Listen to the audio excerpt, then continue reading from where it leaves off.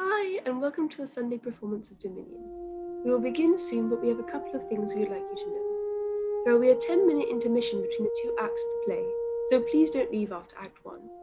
Also, as this performance is through Zoom, if there are any technical difficulties, please be patient and understanding. We will work as quickly as possible to fix any technical issues. Lastly, this show does deal with some sensitive matters. Please be aware that our show has content warnings for homophobia, internalized homophobia, sexual harassment, sexual assault, misogyny, violence, war, death and mourning, cultural and geographic dislocation, and suicide. All content warnings are topics that are discussed during the duration of the play. Violence, sexual harassment, and sexual assault are not depicted on screen. Thank you so much for coming to our show. Our show will now begin.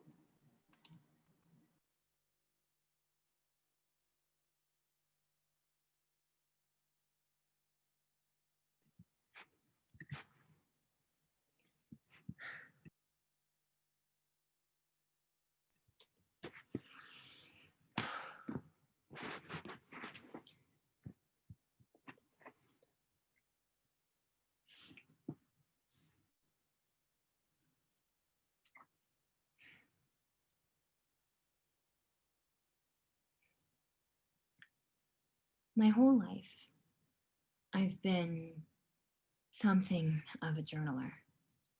I wouldn't call it a pastime. I wouldn't even call it a hobby. It's a thing I do. You know, the same way someone just eats or sleeps or breathes or remembers, makes no particular note of these functions, but does them all the same. There's a plastic crate under my bed holding entries from almost every day after I learned to hold a pen. That is up until yesterday. Over time, it turned into a necessary tool for survival. Of course, the war played a large part in that. You know, it broke out when I was 10, when some Greek king's wife, Helen, ran off with Paris, the daughter of the king of my city. But you probably know all this already, so. Or actually, maybe you don't. I have no idea who the fuck you might be if you're seeing this. Well, for the first few years, nothing much changed. You know, at least not in my personal life. Firstly, it's not as if the Trojans hadn't seen that war coming. I mean, you ask any Trojan and they'll tell you that it wasn't Helen coming to live with Paris that started the war so much as it just gave the Greeks the opportunity they'd been looking for. We were the last city-state on the Troad, and they'd been slowly inching their way down towards us over the preceding 20 years. So our army had a couple years to prepare before the Greek onslaught began.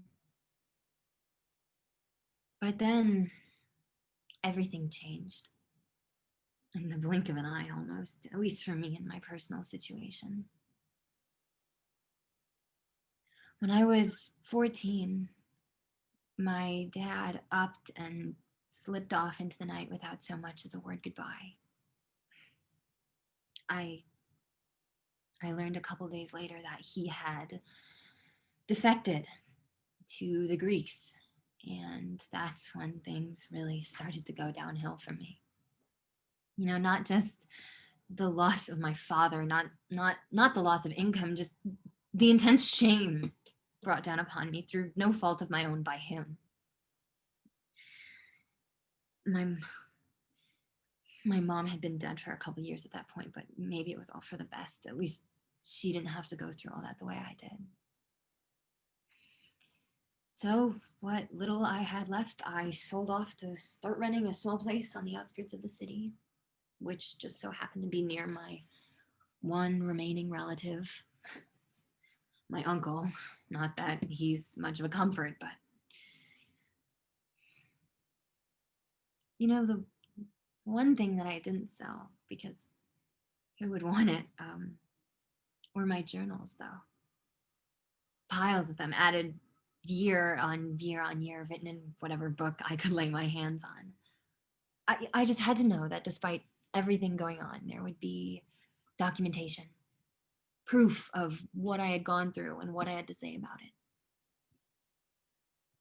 Except now everything's meant to go online now. Because the real world's so fucked up, nothing can be built to last anymore. If you want something to survive, it has to go on a computer. So that's why I'm here, talking to you, whoever you are. I'm hardwiring myself into the system. I'm uploading my psyche into the cloud drive to float up somewhere beyond me and live there forever. Because someone will remember me. Someone will know who I am. In my own words.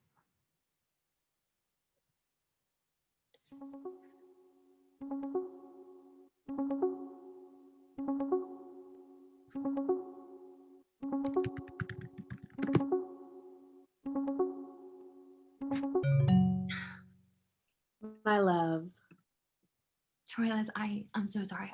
I completely forgot. No worries, my dear. I mean, it was agonizing, the 6 minutes I had to spend on this call alone waiting for you. After I'd looked forward to seeing your beautiful face all day, the thought that it might not happen was almost too much to bear. I've missed you. You too, always. I hate having to go this long without seeing you. I mean, really seeing you. No, I know, I'm sorry. But it's not safe to be walking around outside at night anymore. I'm not comfortable with it. If you say so, I understand. No, I mean, it's not like it was in the old days, when it felt like we could do whatever we wanted, whenever we wanted. It was wonderful. Yeah. when we used to go to the public gardens and outside the Citadel and everything was green and ripe and fresh, and we would watch the children playing in the lake or feeding the birds in the orchards. Or ducking behind a hedge to grab a kiss when we thought no one was looking. Or at least no one who would recognize me. Of course. How could I forget? I miss all that so much. Those were the best days of my life. I know. Mine too. And I didn't even realize back then, I had no idea that 6 months later everything would suddenly be like this. Hey, at least the important stuff hasn't changed, right? We can still talk and laugh and reminisce just like we used to. We still care about each other.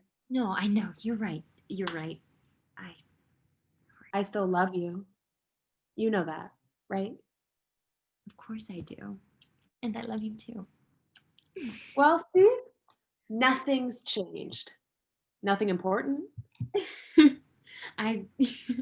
You're sweet. I don't know if I believe you, but you're sweet. So, oh my God, sorry. Who is it? My uncle, he's trying to join the call. Oh, I asked him to join us. Why? He's been such a help with logistics, getting you to and from the Citadel safely. I thought we should discuss the situation right now altogether. Fine, but only for a minute or two, okay? Okay.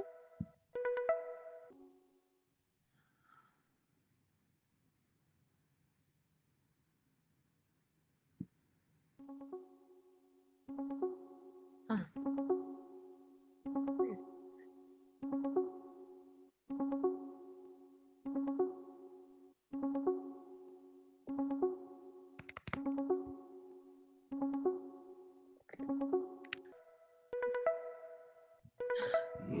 Did you? Why are we calling? Why is she calling? Troilus.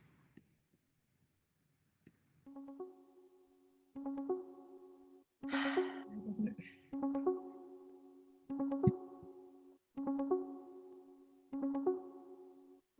Well, I'm sorry. I guess we don't need to talk to him. Okay, this is not his relationship, all right? So if we could just Tell me about your day. It was good. You How was your day? I've just been inside all day. I thought about, Me? What? You thought about me? No, I was thinking, Hello, I'm so sorry for the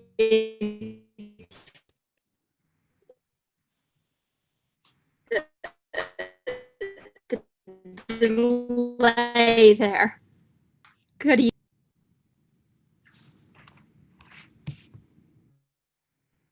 Good evening, Pandarus. Thank you for joining us, finally.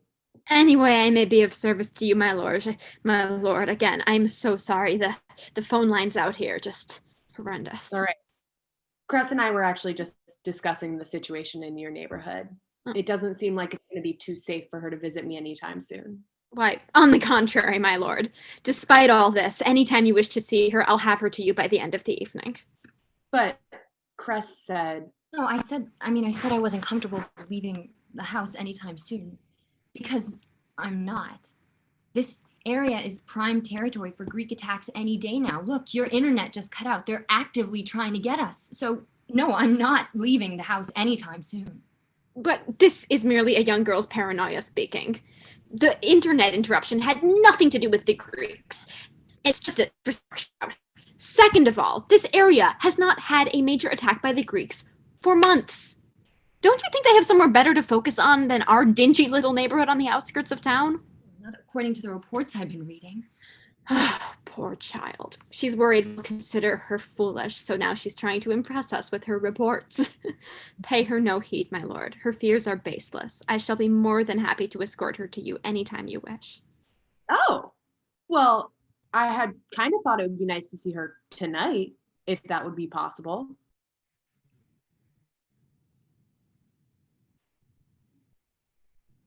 Of course she would love that.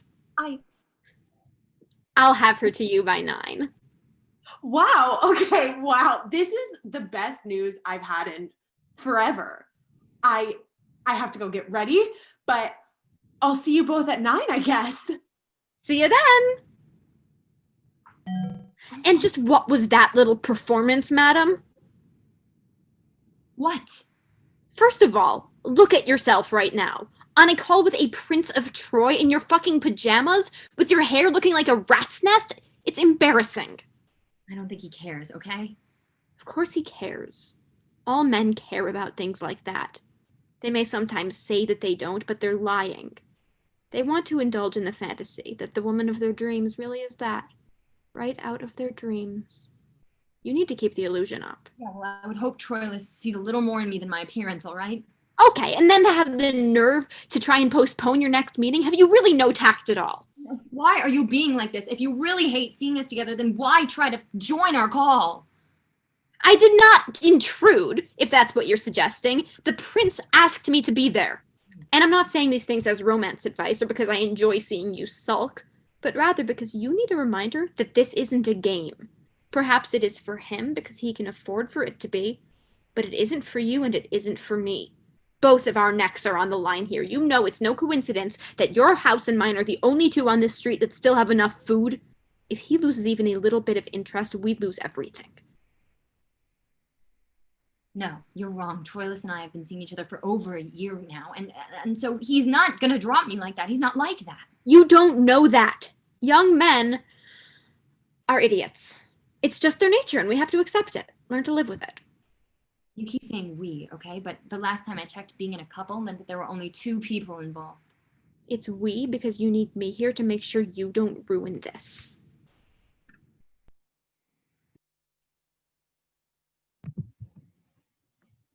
So there I was, chatting the old woman up in front of the shop. She wasn't that old.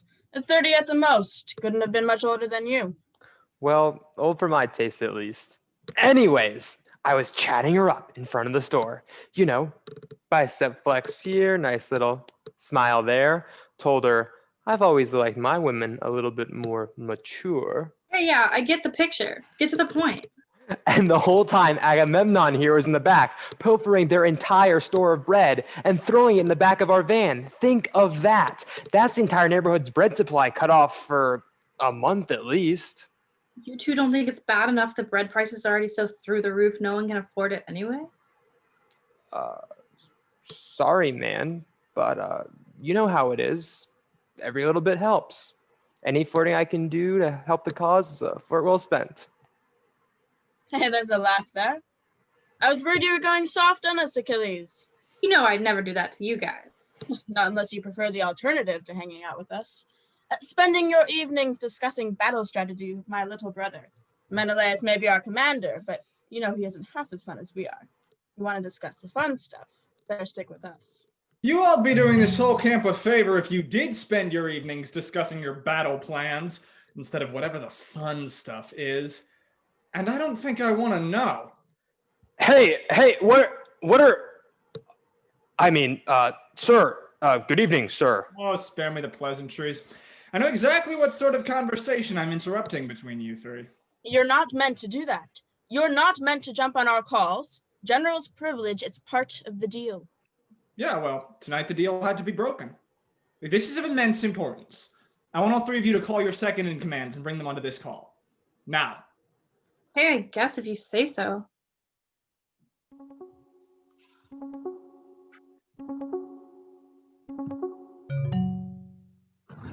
Change of plans, effective immediately. We're seizing Timbria Gate the day after tomorrow, in the morning. 2 days? Less than that. A day and a half? Have you lost your mind? I'd advise you to speak to your commander with a degree more respect. No, he's right. We only just finished the siege at Helios a couple days ago. Timbria is different. It's the most important of them all. It's their main route for their food supply, which is why it's normally the most heavily guarded. Look, the Trojans have suffered far worse losses than we have in the past couple days. They can't replenish the numbers they had there before. This is our one chance to strike them there and overwhelm them. And if we can cut off their food supply, or at least a large portion of it, well, let's just say it makes things much more complicated on their side. I'm sorry, that all sounds well and good, but give it a few more days. Our men are exhausted. We're exhausted. I agree. Going day after tomorrow makes no sense. If you strike before our men are ready, we risk suffering as many losses as the Trojans just did. Well, if they're not going, I'm not going. And these are the three boldest generals in all of Greece. Would rather lie in their bunkers, getting drunk and making lewd jokes over internet calls all day, instead of seizing the one chance we have to deal the Trojans a blow they'll never recover from? Don't you want this to be over? Don't you want us to win? To have Helen cross over the line into the Greek camp? Out of the arms of that degenerate Paris once and for all? I want this to be over. I don't know what that's supposed to mean. You are all being fools. I cannot force you to lead the charge if you do not believe in it. I also cannot demote or execute you all because despite your moments of stupidity, you are nonetheless all brilliant generals. But I am sending troops out at dawn on Wednesday, whether you three are on board or not.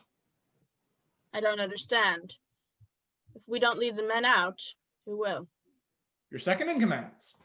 Nestor, Diomedes, and Patroclus. Are you insane? Careful, General. Remember who you're talking to.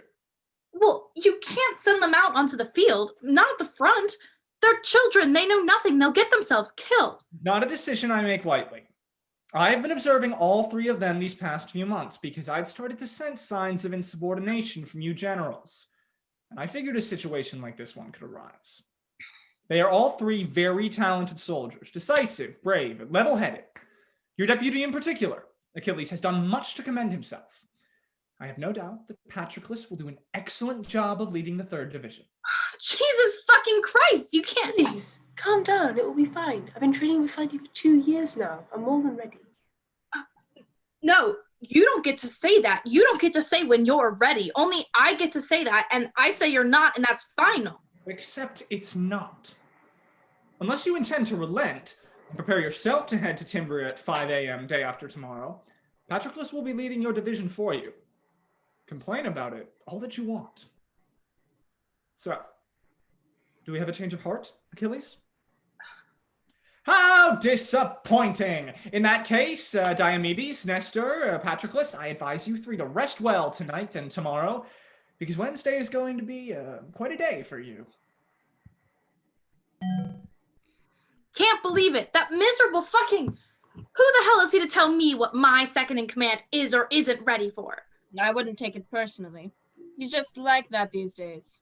Then again, you'd probably be in a pissy mood too if you'd had 10 years of knowing your wife is getting fucked by someone else. And a Trojan. And a woman. Oh, don't make me think about that. I just ate. I don't mind having to think about it. In fact, I don't mind at all. What do they even do together? Like, where do things go? That's the whole point. There isn't anything to go into where something needs to. I'm thinking Helen must be getting pretty fed up with it at this point. And good thing for Menelaus. And that's about the only thing he has going for him over Paris. You all just shut up. Had enough of this. Me too. Now, come on, guys. We're only joking. No need to take everything so serious all the time. You know what you two need? You need women, like the rest of us. Ever since Achilles had to trade Briseis to me, you've seemed so much more on edge. If you got in touch with someone in Troy, I swear it would lighten your mood like that. Yeah, I think I'm fine without. Same with me. You're being ridiculous. Don't you agree, Diomedes? It's impossible to get through a war like this otherwise. I actually do not have a woman here, yet. Well, that's a surprise. A second in command with no woman in the camp? Your status easily could afford you whoever you want. Well, actually, there is this girl I've noticed. When we've been out on patrol, I've seen her dart in and out of her house a few times, usually with this old man, I'm guessing her father, and man, the couple times I've caught a glimpse of her face, she really is remarkably beautiful. Well, jot down her address next time you're in the area. And I could send it to the IT and get you a number to call. I mean, wow. Thanks. That would actually be really wonderful. Really owe you guys one. Yeah, I'm sure they'll find cause to take you up on that.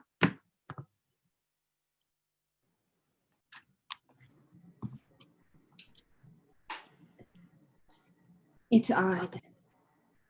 Feeling like you're a head detached from a body.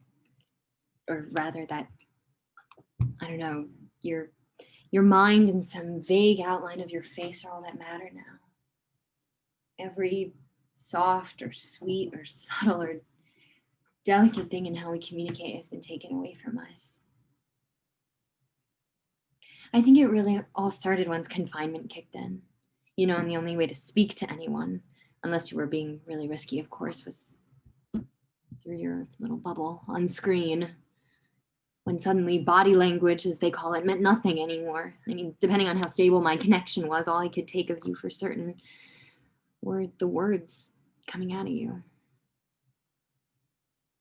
I don't know, it was particularly hard to make the shift with Troilus. He's not exactly a man of words, although I think he sometimes likes to think he is. Not to say that he's crude or even inarticulate, it's just that sometimes he speaks in such sweeping and ridiculous turns of phrase that it's hard not to roll your eyes a little. Language so flowery, it's hard to cut to the core of what he's actually trying to say. And you know what drew me to him when we were first together was everything but his words. You know, the earnestness in his eyes, the genuineness in his smile, the way he'd take my hand and swing it back and forth absentmindedly in the park at dusk. Now, all that has been taken from me. And it makes me feel like I'm turning into a computer myself. You know, no touch, no feeling, just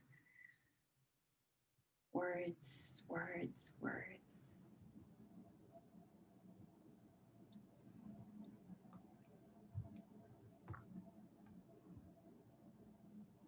And that's why I'm telling you.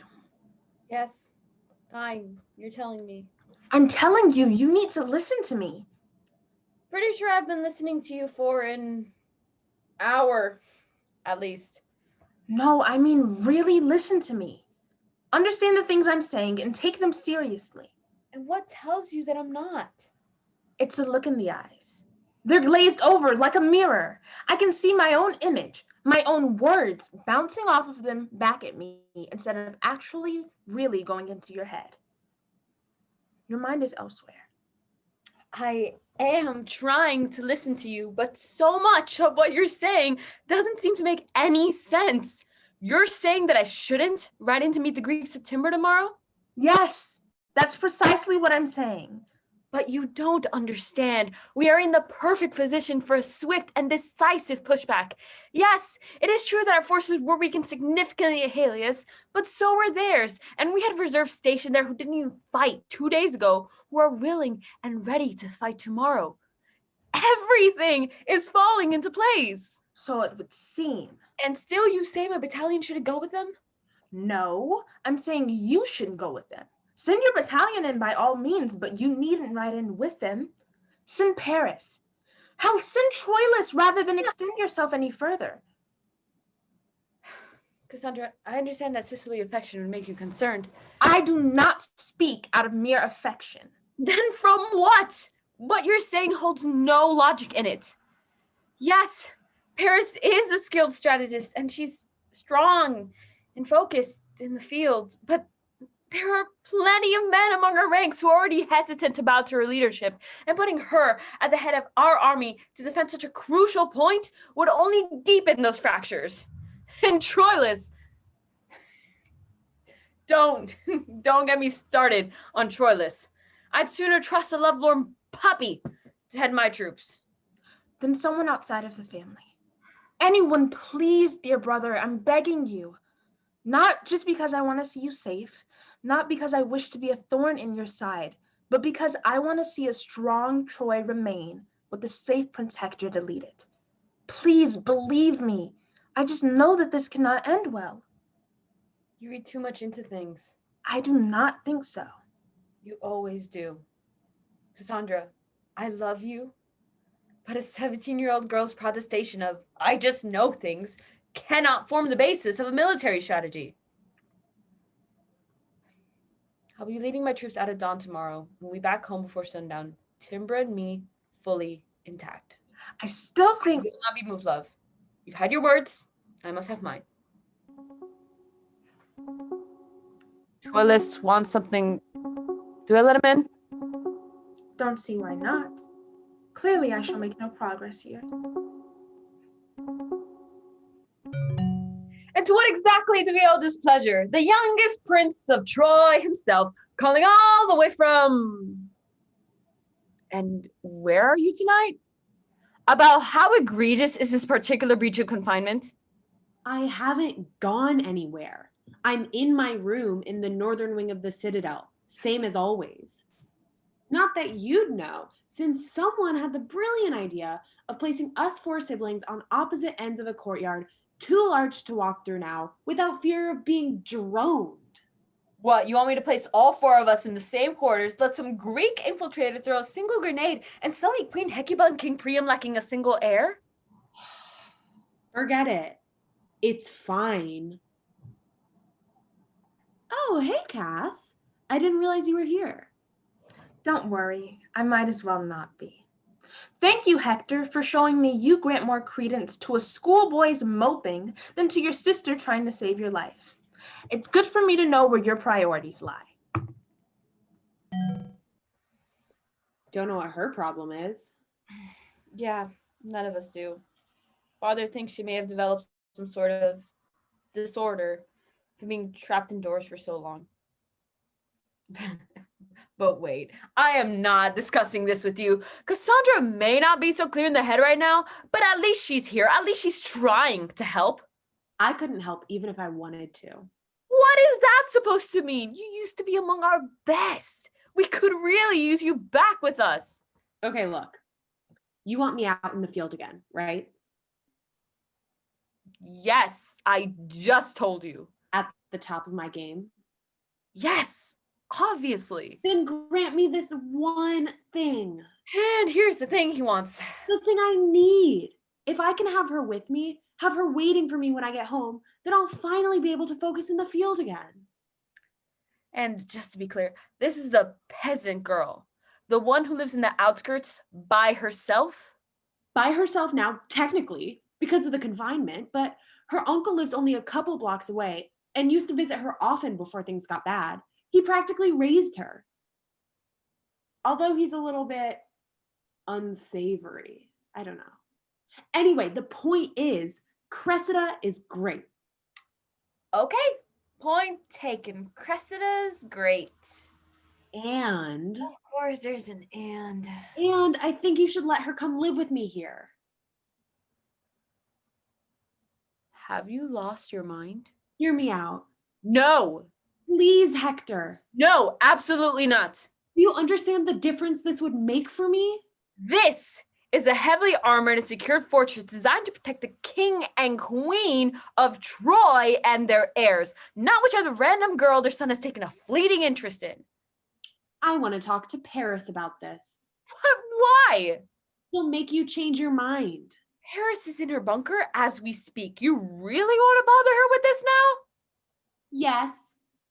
God. Oh my.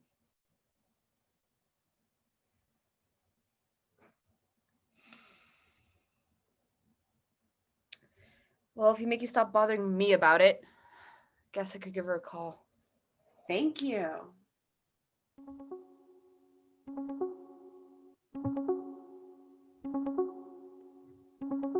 Hello, Hector? Yeah. Hi, Paris. I'm sorry to bother you at this time, but Troilus has a problem. How surprising. Look, Paris, you have to talk some sense into him. You have to see. The girl I love, well... Love? Yeah. The girl I love. Oh, she makes my life so rich and beautiful and charmed. I can't remember any time when I've been happier than I am right now. Or I would be if Hector would stop being so cruel and denying me the one thing I am so desperate for her to come live here near me all the time so we need never be parted again. Paris, I don't think we should even dignify this prattle with further consideration. What does the girl want, Troilus? What? Paris? I'm asking him what the girl wants. Does she want to come live with you in the Citadel? Well, is she willing to leave her neighborhood, her home, her own space separate from you? She... Even well, no, not in quite so many words, but of course she'll want to live in the Citadel. Why wouldn't she?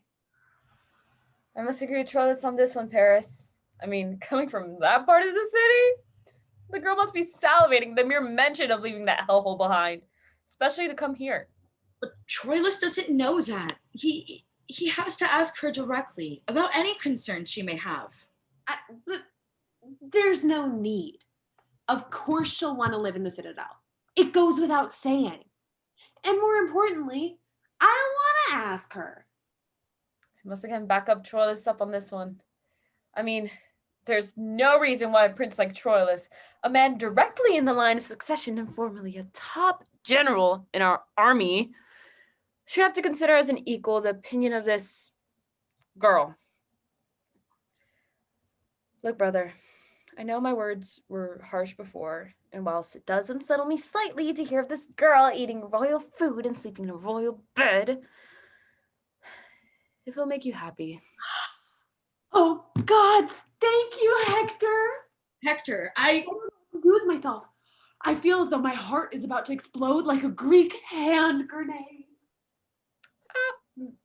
Well, that was quite a metaphor. I have to go, but thank you again, dear brother. Thank you, thank you, thank you, thank you. The fuck was that? What? You completely overruled me. Asked for my opinion and then ignored it. I didn't ignore your opinion. I heard what you had to say, and then I decided against it. And it isn't possible for me to overrule you. I'm your superior. On the battlefield, yes, but not in the court of our family. Troilus is young. He is foolish. You're not teaching him the correct way to treat this woman, whoever she is. Whoever she is, exactly. This girl is a non-entity. You don't need to worry about her, and neither does he. Would I teach Troilus to treat his future wife in this way when she's the daughter of a Delphian priest or a Thracian nobleman? Of course not. But this is a different situation, and I instructed him accordingly. I can't believe this. I don't see what you're so upset about. You care for the girl so much? You see to it that she's clothed and fed well when she gets here. Dress her up like a fucking duchess if you so wish. Well, maybe I will. You're being ridiculous. I'm going to bed.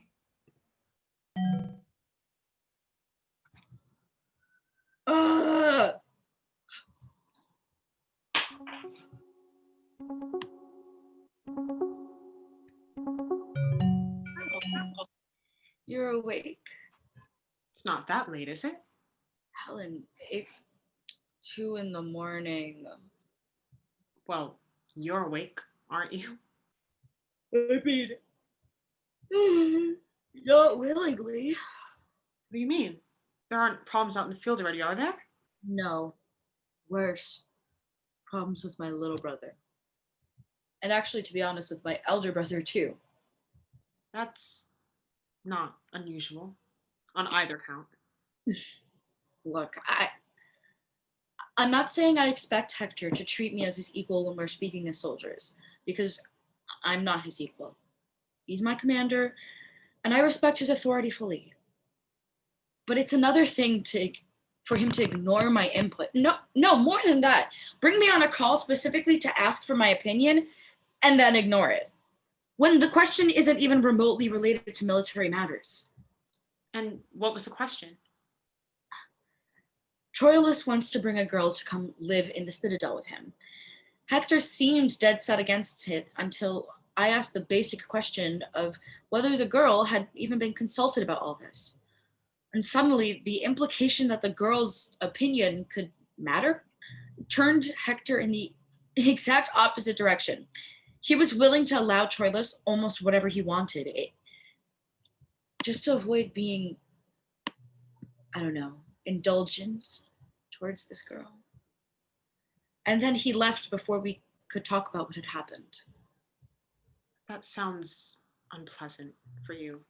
I'm sorry. But, and I hate to say this, but you must have thought that Hector's behavior towards you, separate from the question of military rank, could partially be because I'm his sister and not his brother. Yeah, I know. Just comes with the territory. We may be better than the Greeks, but we're still pretty fucked up, aren't we? At least on this side, there's people like you trying to make things better. Yeah, I don't know. It's still hard. I feel like I can't trust anyone in the Citadel fully. Oh, well, I guess I should just hang up on this call now then. Oh, I'm sorry. I meant out of my family. Or at least the family I couldn't determine for myself. Nice save. I feel like I'm just venting at you. You have been, but it's all right. There are things worth being vented about. I want you with me. Is that a nice way of saying you want to fuck me? Not enough to hold you over? No, that's not what I meant. Well, maybe. That's a tiny part of what I meant. I more meant that I just want to feel the warmth of your skin. Hear the sound of your voice without all this tinny reverb. To hold you in my arms. All of you. Not just see this tiny little cutout of your face. You're a lot luckier than most people. At least we get to be in each other's arms some nights. There are couples that haven't seen each other since the confinement began. I know. I'm sorry. It's just you. That's all. I'd do anything for you. You know that, right? Wow, you did start a war for me. That gave me a pretty strong clue. We've been over this. It wasn't as simple as that. We said we'd stop saying that. That's what they say. They say I took you or whatever. Stole you in the dead of night, like some trinket I'd mixed from Menelaus' dining hall and bundled out under my shirt. Well, I mean, clearly that's an easier story for a man to tell than just saying that he was such a shit husband that his wife first discovered what it meant to be in love 5 years after their wedding day. And yet, in one respect, I suppose I ought to thank him, because him being such an unbearable man to live with made it all the more easier for me to sense the real thing. That night that we saw each other across that enormous hall in Menelaus' palace, we saw each other and, well, I won't quite say that it was instant. It was for me. I knew you would say that, you sap. I was more of an acquired taste, I get it. Could say that, in one sense. Shut up. I love you. You too. On both counts. Now go to bed. Not unless you do. Not promising anything. I love you. Ah, shit, I've already said that. Good night, Paris.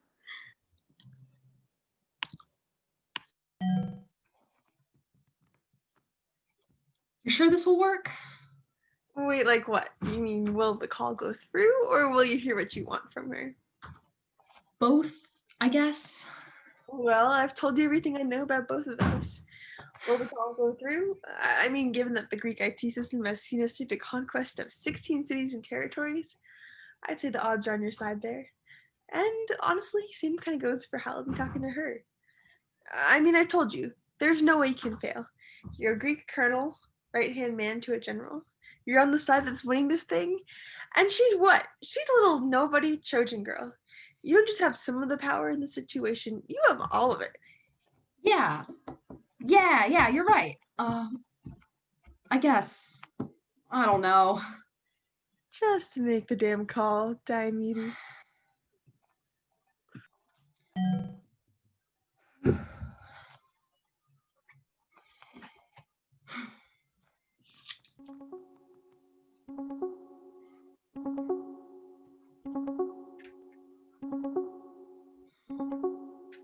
Hello?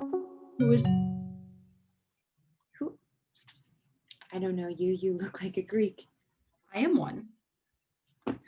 Oh, no. I mean, please, no, you don't need to. I'm calling to help. Why should I believe that? What are you doing here calling me? Is this being recorded? No. Why would I be recording you? It happened to one of my friends. A Greek called her and he said he had important information to give her. And then during the call, someone threw a brick through her window. Well, I'm not doing that here. I actually want to help. Yeah, that's what he said to my friend too. Yes, but well, I actually mean it. Okay, well, why should I believe that? Because the Greeks have stable supplies of everything you could want.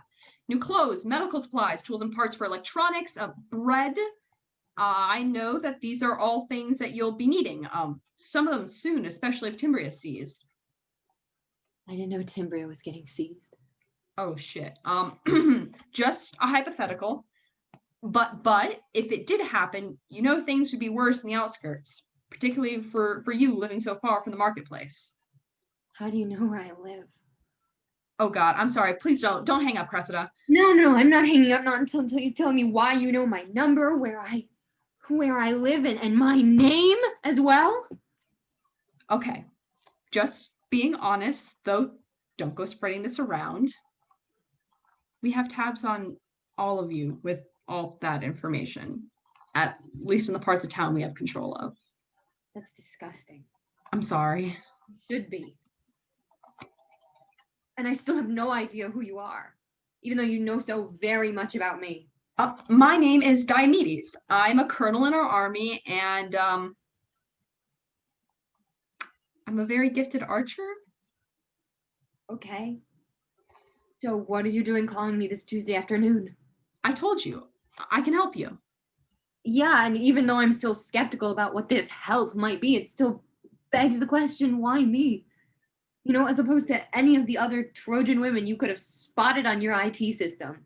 Or what, did you close your eyes and just scroll down the list and see where it stopped? Why would I do that? Why would you call me?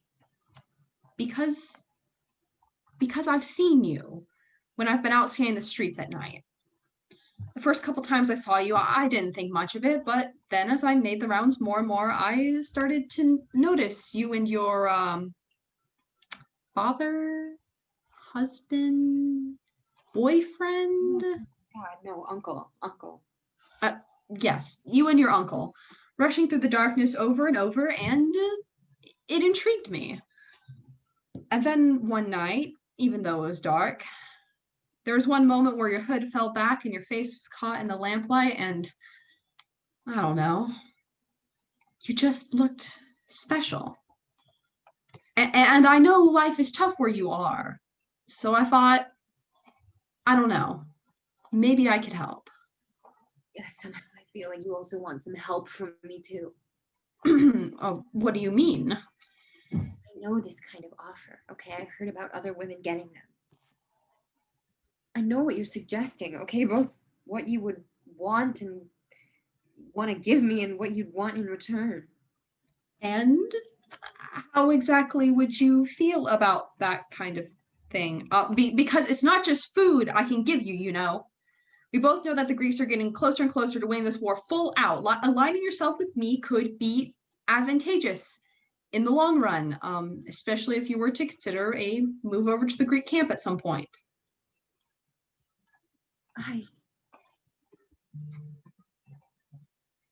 You can fuck off, Greek scum, and don't call me again. Wait, Cressida, please. Oh. Fuck.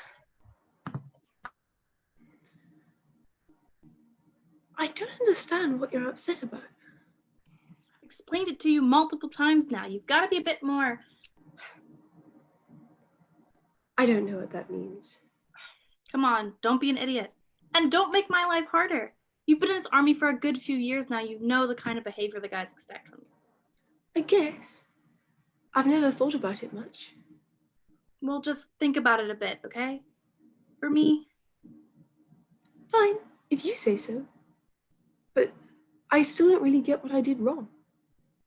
Look, it's not one thing, you know? It's more of a general way you are. You're so quiet and soft-spoken and well-mannered.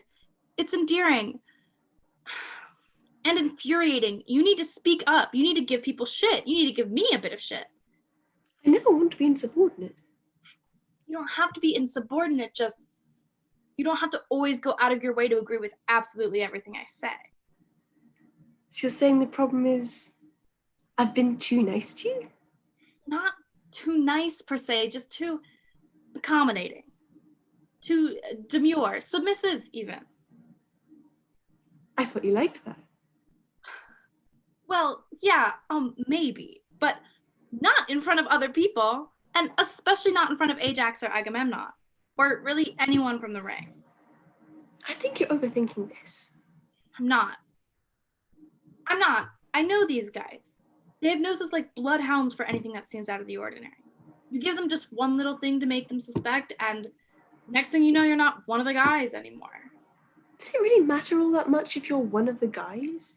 As long as you do your job. But I am one of the guys. Or I was until... Look, I love you.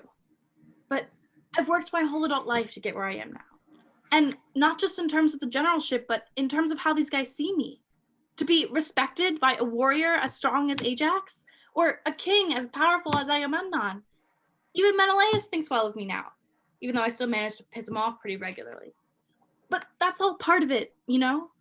These guys won't respect you unless you give as good as you get. Are you saying they don't respect me? I'm saying they could. You just have to act the part a bit better. You're a brilliant soldier. You know how to be ruthless on the battlefield, don't get me wrong. So maybe just try and channel that a bit more into how you are with them on calls. Oh, okay. What would you have me be like? How would you recommend I channel all of that? Well, you see the way Agamemmnon or Menelaus talk about the Trojans? Or their women? Try some of those lighthearted pushdowns if you get me. Didn't seem so lighthearted to me. And besides, you weren't making all those jokes with them the other night, were you? When they were talking about getting women and all that? I should have been. I was tired, off my game. You're right, I'll do better next time. But at least I put up a fight with Menelaus and shit talked some of the guys. He just agreed with me like a passive little school child. It's very feminine. Can I ask you something? If I like what you're going to ask. Why is it that you wanted to have this conversation with me? Is it really like you said and you're worried the guys secretly don't respect me and I'm at risk of being demoted? Or is it something else? What are you suggesting? I think you know. No, go enlighten me. You told me never to mention it on calls, in case you're being snooped, you know? Well, this is my fortified server. It's as strong as it gets, will be fine. All right. Are you really worried that I'm at risk of being demoted? Or are you worried that the other men are going to think I'm sweet and unmasculine and work out that we've been hooking up since the week I became your second in command? You can tell me if that's what you're afraid of. I understand. I just want you to be honest with me. Are you saying I'm afraid? I don't know. I know you're the man who's supposedly not afraid of anything. You've been blessed from birth with virtual infallibility. You've worked your way up through the army's ranks to be known as the bravest and the most feared, and you can and would run into a burning building and think nothing of it. But with this of all things, yes, I do think you're afraid. I think you're very, very afraid indeed, and I think you're afraid to admit that you're afraid. I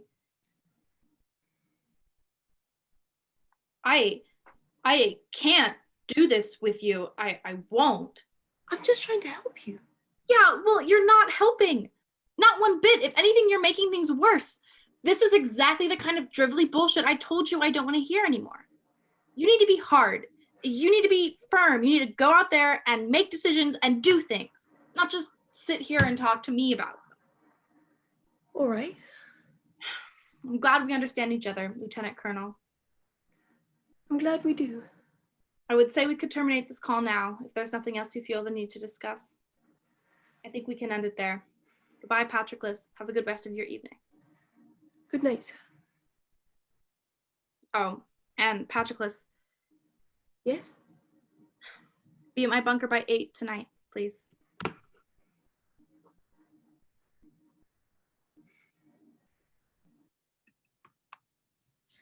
Okay, this may be, oh shoot. This may be bad. I don't really know if I should be saying this, even in a recording. It feels wrong to obsess over something like this, but I just can't get it out of my head, and I guess that's what these videos are for, right? Okay, so here's the thing I've been wondering for months now. Helen started this all. Okay, well, maybe not. I mean, I guess her asshole husband didn't really need to follow her all the way here, but still, if she just stayed in Greece, none of this would have happened. And yet she gets to have what everyone here calls the most perfect love with Paris. Even Troilus says that his sister and Helen are ridiculously happy, and for someone as self-obsessed as Troilus to notice, I mean, it's gotta be good, right? So Helen starts this all and she gets the love of the century, and I do nothing to anybody and I get what? A relationship falling apart in front of my eyes. I mean, is it my fault? Is there something wrong with me? Is it something I'm doing? How are other people making this work and I can't? How are other people handling this fine and I'm here every night losing my mind?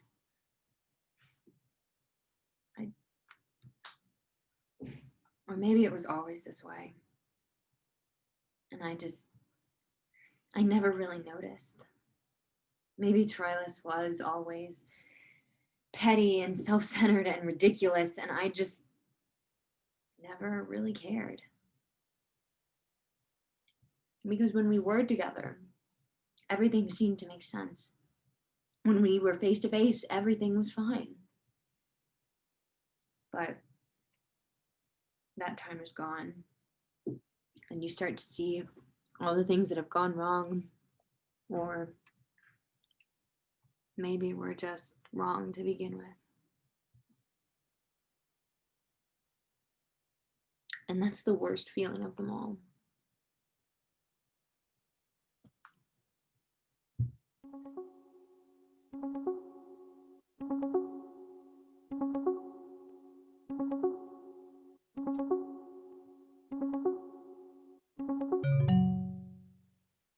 He's upset with you. I don't think so. I don't care what you think. I'm telling you that he is. Okay, so he's upset with me. What about it? What about it? You really have lost your mind, haven't you? Stop it. You're seeing problems where there are none. I'm merely alerting you to problems you may be unaware of because you're young, because you're inexperienced, and to top it all off, you're horribly stubborn. You don't listen. Not true. I've listened to everything you've said. I just disagree with you. Look, I think you misunderstand us, Uncle. Troilus doesn't view me like that. He may be a little bit self-absorbed every now and then, but he cares for me. You know, he cares about my feelings, not just his own. I know he does. We love each other. We tell each other. Sorry, would you mind repeating all that? Oh, actually, don't bother. I remembered I don't care. I was messaging your prince. He says he wishes to speak with us. I told him to just get on this call. What? No, I'm not ready.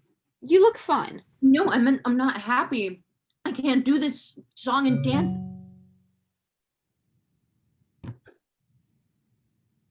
Troilus, we're so happy to see you. Same to you, Pandarus. Darling, I have such wonderful news. I'm so excited to tell you. Great, go ahead.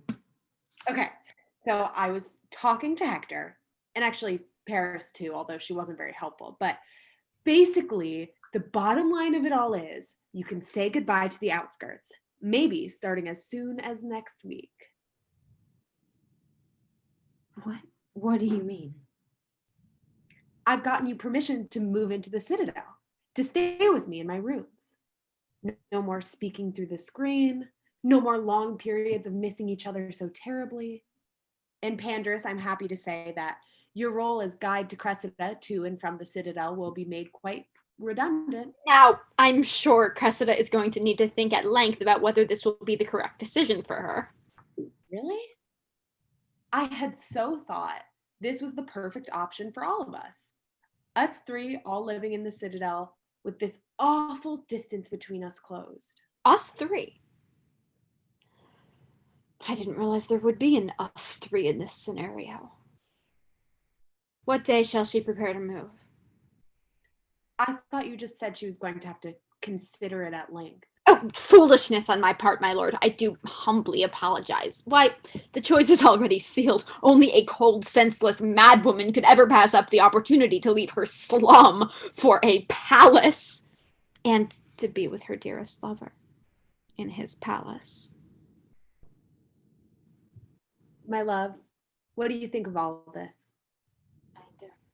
I don't know. Her joy leaves her speechless, my lord. Understandably. No, where would I be living? Well, in my rooms, darling, of course.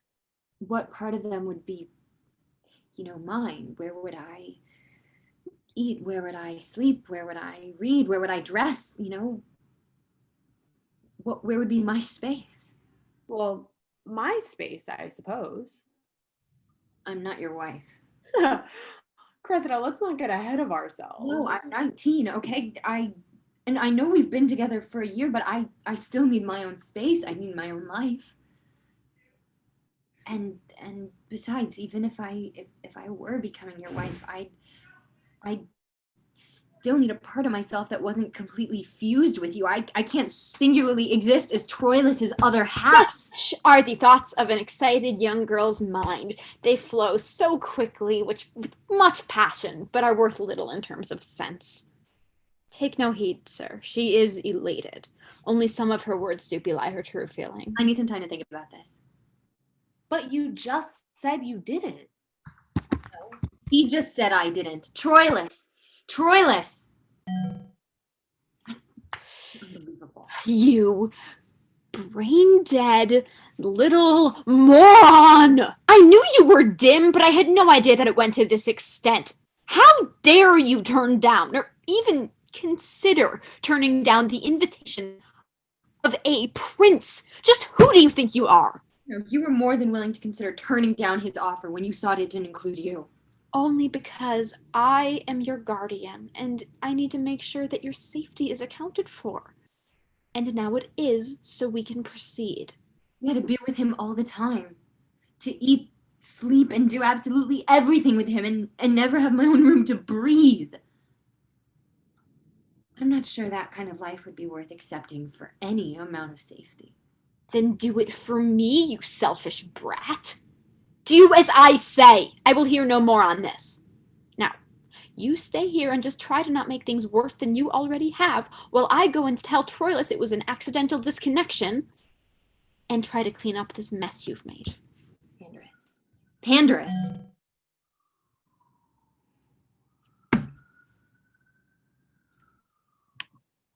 Thank you for this update, Lieutenant. You've done an excellent job collecting information from our Greek informants. There must be, 15 different sources this is from? 17, General. 18, including the anonymous voicemail I received on my phone that just said Menelaus is a spineless cuck. Ah. Well, whilst I don't know how useful that last bit of information is, this document really is well assembled. How do you see it affecting our plans for tomorrow? Well, we know that the three generals Menelaus usually works with, Ajax, Achilles, and Agamemmnon, are a very closely knit unit, making them a helpful asset in moments of crisis. They command a lot of authority amongst the men in their legions, which helps maintain order. But we know none of those three are going to be there tomorrow. Correct. Which, although doesn't technically leave them with any personnel gaps, each have second-in-commands who have been well-trained, we know that the Greek soldiers, by and large, are, shall we say, a fairly rowdy group. That's one way of putting it. At times excellent at falling into order, when they adequately fear the man commanding them. However, there's no telling how they may react to this new leadership, particularly if something goes wrong. So we have to make something go wrong. Something very specific.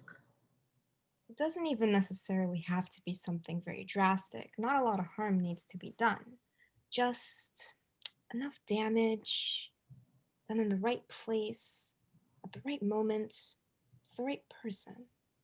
One of the 3 seconds. Yes. Wish it could be one of the generals. That Agamemmnon was always a nightmare for brother-in-law. You're still here? I thought you'd have left ages ago. I told you, I like to watch you work. It's attractive seeing someone be so good at their job. I'm sorry, Intender. This must all seem very unprofessional to you. Not at all, General. It's endearing, if anything. You know, that's another thing that the Greeks are missing out on, with all the prejudice that is rampant on their side. I mean, by their definition of women's roles, you would never be a general, my love, and never have a woman as noble as Antenor as your second. All this is true. Oh God. It's my little sister. What does she want now? I can speak. You don't want to be. Oh, thank you, my love. And Tenor, let's jump onto a new call, just the two of us.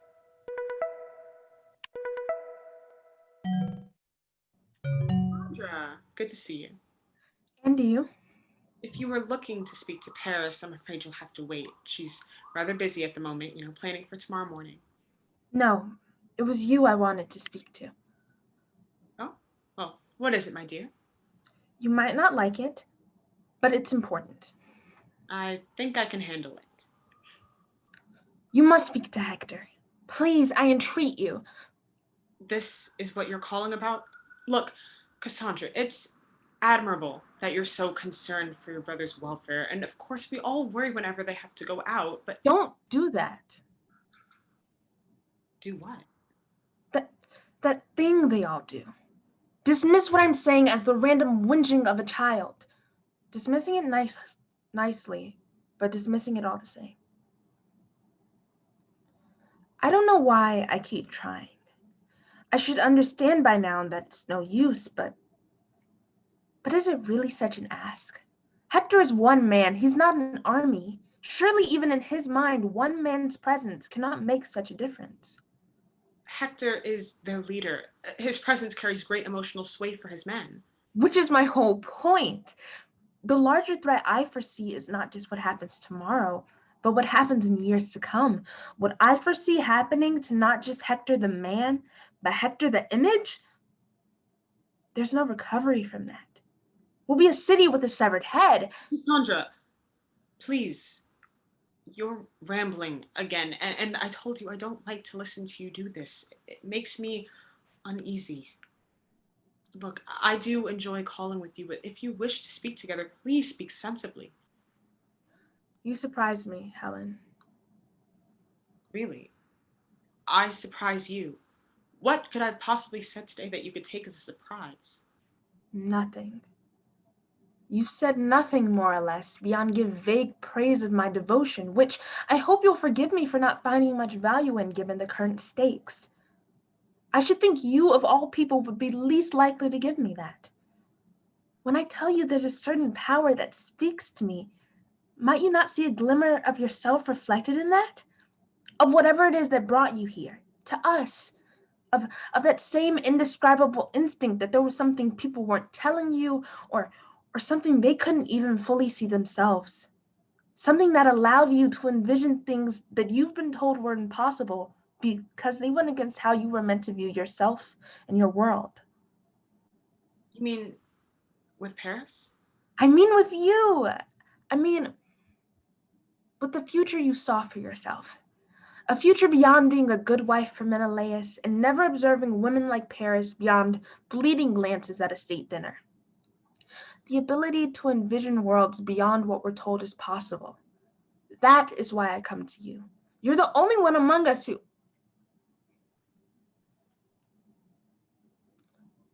Please.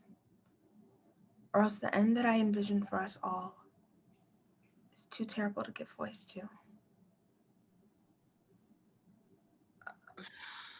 All right. I think I'm beginning to understand a bit more.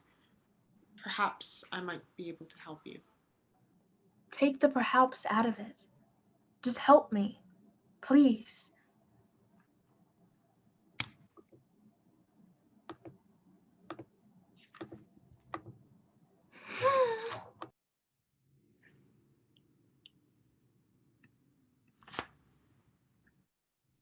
Call him.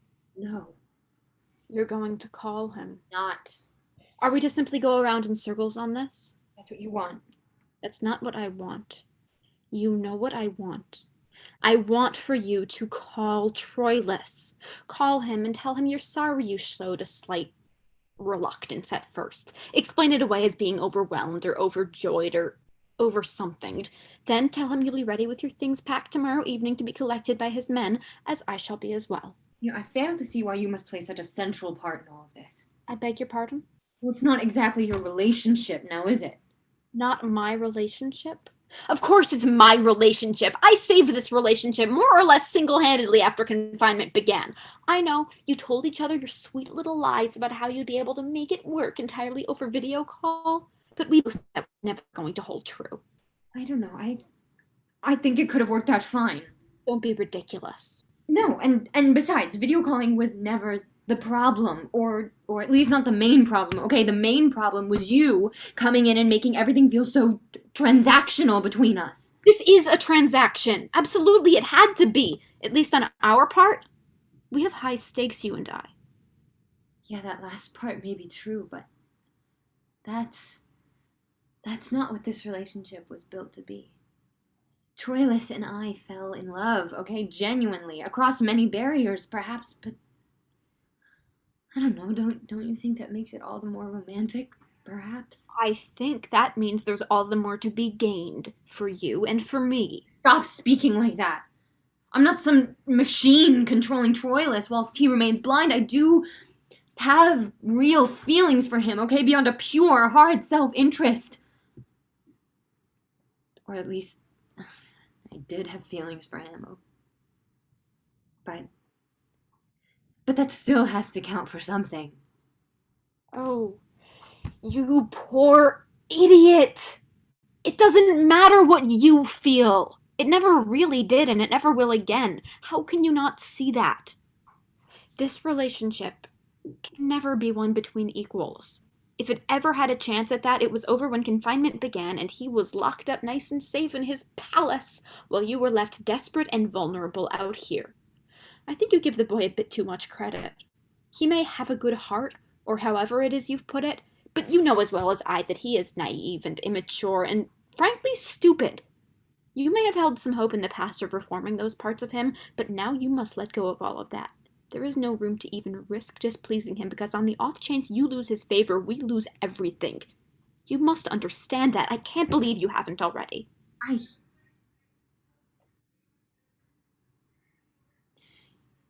You're right. I can't believe it, but you're right. I know I am. It's awful. I hate it. I wish it weren't true what you're saying, but I think it is. We're not the same as we were at the beginning, and we never will be again. We can never be that open and honest and healthy, normal, for want of a better word. I can never tell him the truth, or at least my version of the truth. Everything has to be the way he wants. Finally. You're beginning to make a little bit of sense to me. But really, we're not much more than a barter anymore. I make him happy, and he gives me help. Yes. No different from any other barter I might choose to make. I guess not. I think I'm ready to call him. Excellent. Whenever you're ready. Actually, I think it might be more convincing. That is, look like a more intimate, honest apology if it were just the two of us. Okay. I suppose that might be possible. If you hadn't just said all that, I wouldn't trust you. But I think you're starting to get it. So I'm willing to place some faith in you. Thank you. You're welcome. I'll pack my things and shall be ready to leave by the time he tells you. I'll let you know.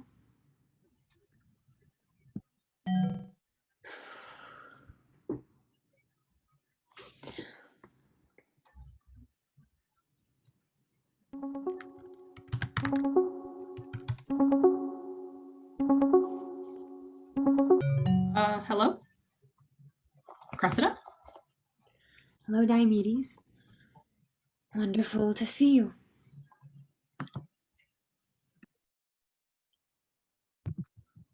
don't know. That's the point I'm trying to make. Or at least I'm beginning to wonder. You're beginning to wonder. The night before our troops head out to Timbria, you're only now beginning to wonder if you'll be the one leading them. We already told you, boss can't do anything to us if we're not there, but it gives us way more power if we sit this one out and let our seconds take the reins. I know we shit on them a lot, but they're all solid guys. They won't fuck this one up for us. And we could lose a lot if we go. Never get a word in with Menelaus about setting our own times, our own limits, our own boundaries, ever. Is that really what you want? No, of course not. You guys know that more than anyone, I'm not one to blindly accept Menelaus' orders. He may be our commander, but to be honest, it's just because he was the first one to mobilize his troops. And the one to present us with the excuse we'd all been secretly waiting for. Exactly. Trust me, you don't need to convince me about Menelaus' unworthiness to lead. Growing up, there was never a doubt in my mind, or anyone else's, that I was the far superior brother. Not only the eldest, but the most skilled, the most commanding of respect and honor. Between the two of us, I was clearly the born leader. It was plain for all to see. So if you told me that in a few years I'd be here bowing to his weak, pathetic authority, I think I would have thrown up or killed him. I wouldn't have blamed you. See? So you agree with everything Ajax and I are thinking. What's holding you back? Honestly, I don't know how comfortable I feel sending someone like Patroclus out to head my troops just yet. He's an intelligent and diligent, skilled second in command, but he's not hardened like some of the other men, you know? I'm worried they might not take him quite so seriously if he doesn't have me there to guide him, to shield him. Make sure that part of him that's just a bit different doesn't show through quite so strongly. So that's your main concern. Patroclus. No, I mean, yeah, maybe. Kinda. You speak of Patroclus's difference, as you put it, perhaps becoming a bit more obvious. Well, honestly, I think that's something I've been starting to see a bit more in you these past few months. Don't you agree, Ajax? I guess. Yeah, a bit. You talk more than you used to about different things. This sentimental type stuff is all very well and good, and it has its time and place. The saying, the night before a major battle, might not be that time. Sentimental? Are you forgetting exactly who you're talking to? No, not at all. And I wasn't implying that you were different, just that sometimes your tone, your way of speaking feels a bit different. That's all. Not a big deal, just not what we need right now. I will momentarily look past, and I emphasize momentarily, whatever insinuations you two are trying to make about either me or my behavior. But you should count yourselves lucky that there's a computer screen in between us right now. Otherwise, you'd be waking up tomorrow with a severe number of bruises up and down your bodies. Which wouldn't matter, because we're not going into battle tomorrow, because we thought you weren't either. Are you sticking with us, the two men who have stood loyal to you for over 5 years, or are you abandoning us like a coward to save your innocent little Patroclus? What are you all doing here? Well, I saw that the three of you were all currently marked inactive call on the system. So I assumed that, per usual, you were probably on a call with each other. And I needed to speak to you three, so it felt most efficient to just hop on here. We spoke about this the other night. You need to stop doing that. It's incredibly annoying. I mean, I would stop. Except I don't care. What I do care about is what I came on here to discuss. I had hoped that you three would see the error of your ways and reverse this absurdly stupid decision. However, As time is running out, I am forced to move ahead with other plans. But first, I am giving you three, Ajax, Agamemnon, and Achilles, one last chance to change your minds before plans are set in motion and we start sending men out to prepare. If any one of you does this, you shall be doing me a great service, as well as your homeland, and the great empire it governs. As great as that all sounds, you left out the bit where if we do fight, you stop listening to anything we say. I'm not backing an army led by a would-be tyrant. Yeah, me neither. Normally, I'd be the first to stand up for our homeland, but our army is only as strong as the respect shared between a commander and his generals. I'm with Agamemnon on this one. And you, Achilles? Your verdict? Will you go out into the field tomorrow to support your second in command and the rest of your troops? Come on, Achilles. You have nothing to lose. Except if you let the whole world know that its greatest warrior is actually a fucking... Achilles, are you feeling all right?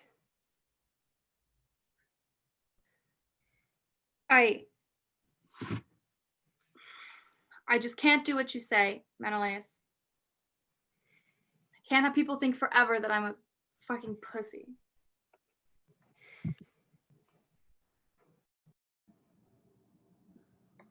So, shall we? Do you want to make the call to both of them? Yes, I can place it.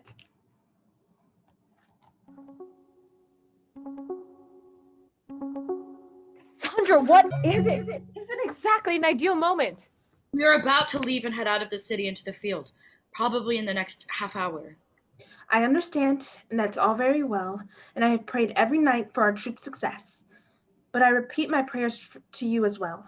That you, Hector, stop being so obstinate and listen to my pleas. Not this again. I'm sorry, Cassandra, but now just is not the time.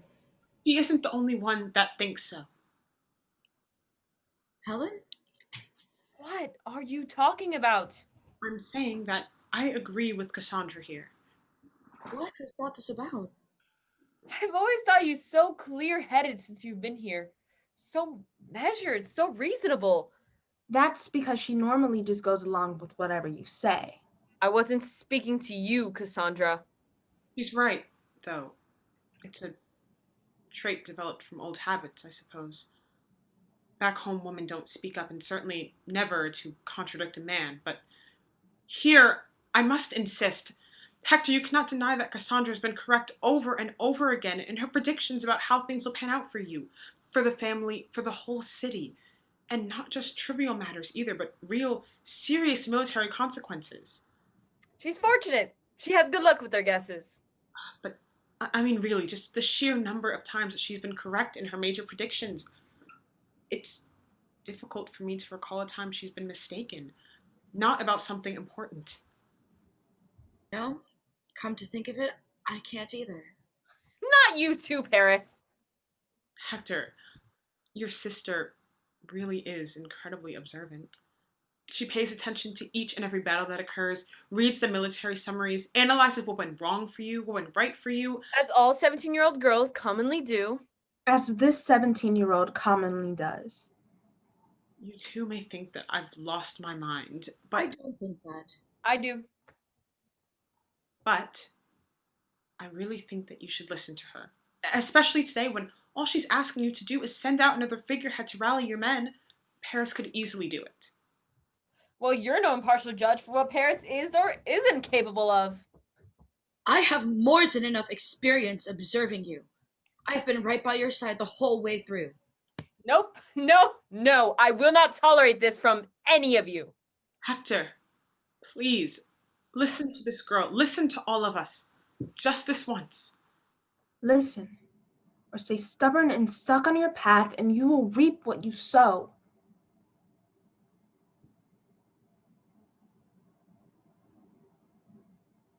have to close my ears to this absurdity now. There is no time for it anymore. Cassandra and Helen, if either of you contacts me, I shall not pick up. Paris, if you contact me and I sense that this is the reason, I shall immediately place you on assignment and take lieutenant or lieutenant. Unless she's to start pestering me about this, that is.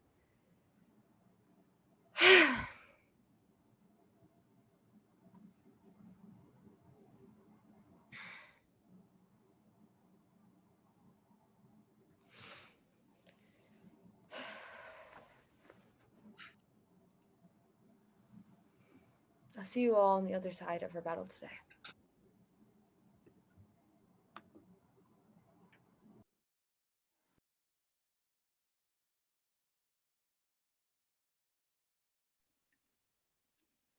Hi everyone, we are starting the 10-minute intermission.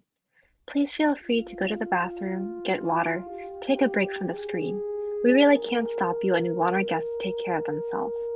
See you in 10 minutes.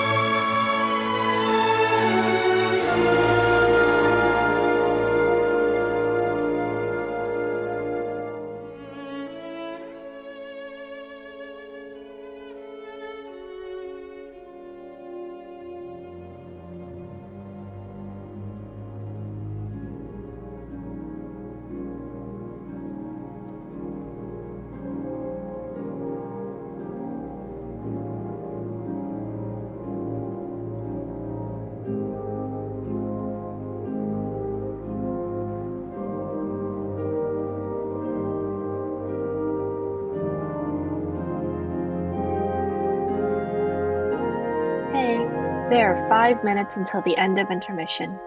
I repeat, there are 5 minutes until the end of intermission.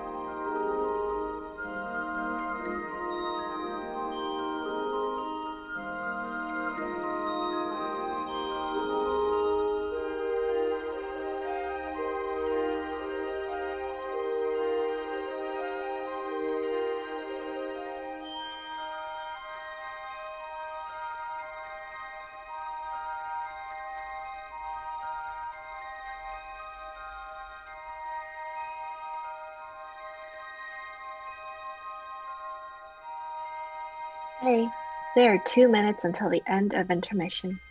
I repeat, there are 2 minutes until the end of intermission.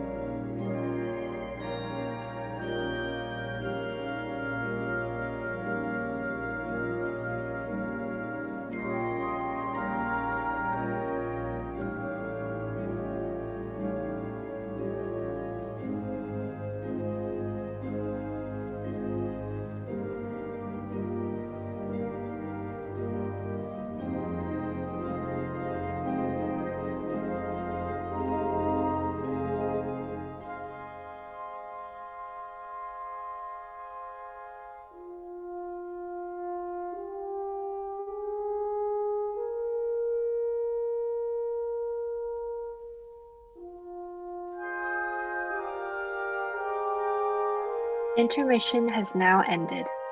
Please join us for the second act of Dominion.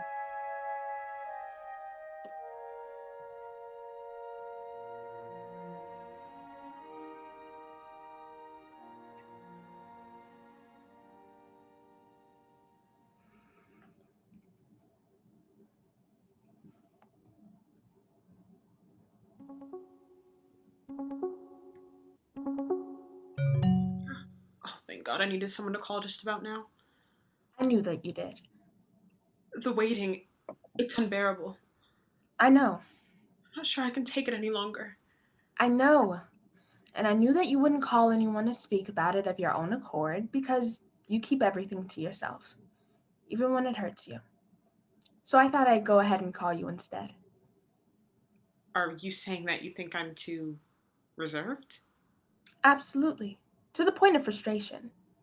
It's funny, I was considered mouthy by Greek standards. Really? Yes, because every once in a while I would express a preference for my own fate, or even just an interest in what my fate was to be. Like when it was being decided who I should marry, and all of the men were playing some sort of game in the courtyard below my room to determine which of them would become my husband. I sat upstairs in my room with my mother. I didn't say a word of it to her. I just got up and went towards the window to see if I could determine who it was to be from the game's progress. She immediately told me to sit back down and let it be. I asked her how I could possibly just let it be. This was my entire life lying ahead of me, I thought. And she told me I was wrong. It wasn't my life. It wasn't her life, even though she birthed it. It was my father's life. And he had chosen to give it away by this method to spare himself the headache. And so the game would go round and round, and nowhere was my voice to have a role. I'm sorry, Helen. That awful silence carried right on into my marriage to Menelaus. It defined it, and not just on my end. The endless cycle of day after day of dinners between us where the loudest sound was the clash of the servants' pans from the kitchen, or mornings where we'd wake up simultaneously as the sunlight crept through the window, but just have nothing to say to one another. So each got up without a word and went about our separate days as though a pane of glass existed between us. It was unbearable. But I considered it normal at the time. My parents had had a relationship just like it, as far as I could see. Silent, separate, distant. That was marriage, I believed. Maybe I even thought that to be love. I've never been in love with someone else, but I imagine that's not what it's meant to be like. Well, whatever delusions about that I was under, Paris shattered them all the day she entered my life. I expect we'll hear from Paris soon. She wasn't meant to return to the base until midnight, not unless there was a disaster and she needed to rally the reserves. Like I said, soon.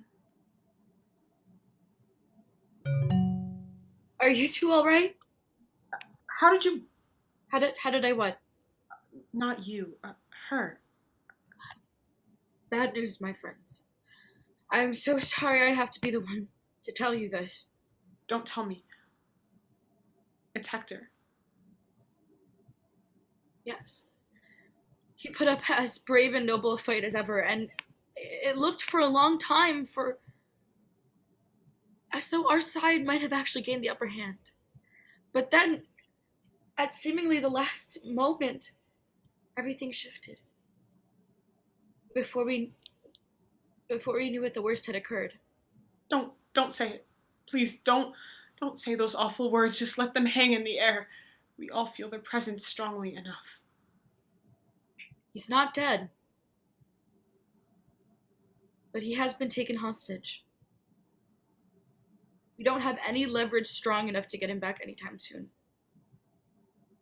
Our Hector, the lifeblood of our city in name and image, lies fully in the control of Greek leadership.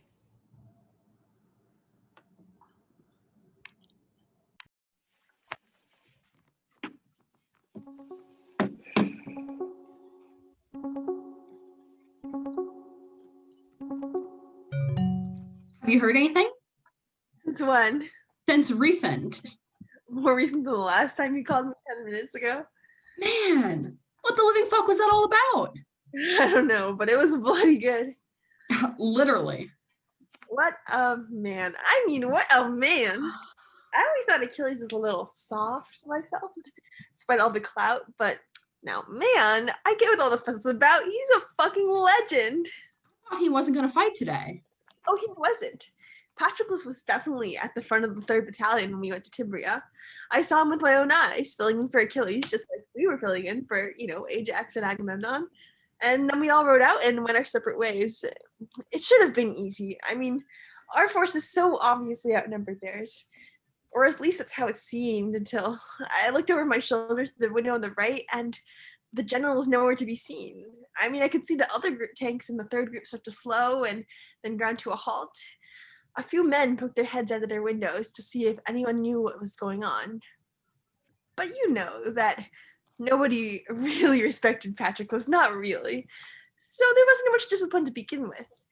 And then all hell broke loose with some men starting to move their tanks and shout to one another. And of course, each was giving completely different orders to the next. And that's around when Menelaus called me. Me too.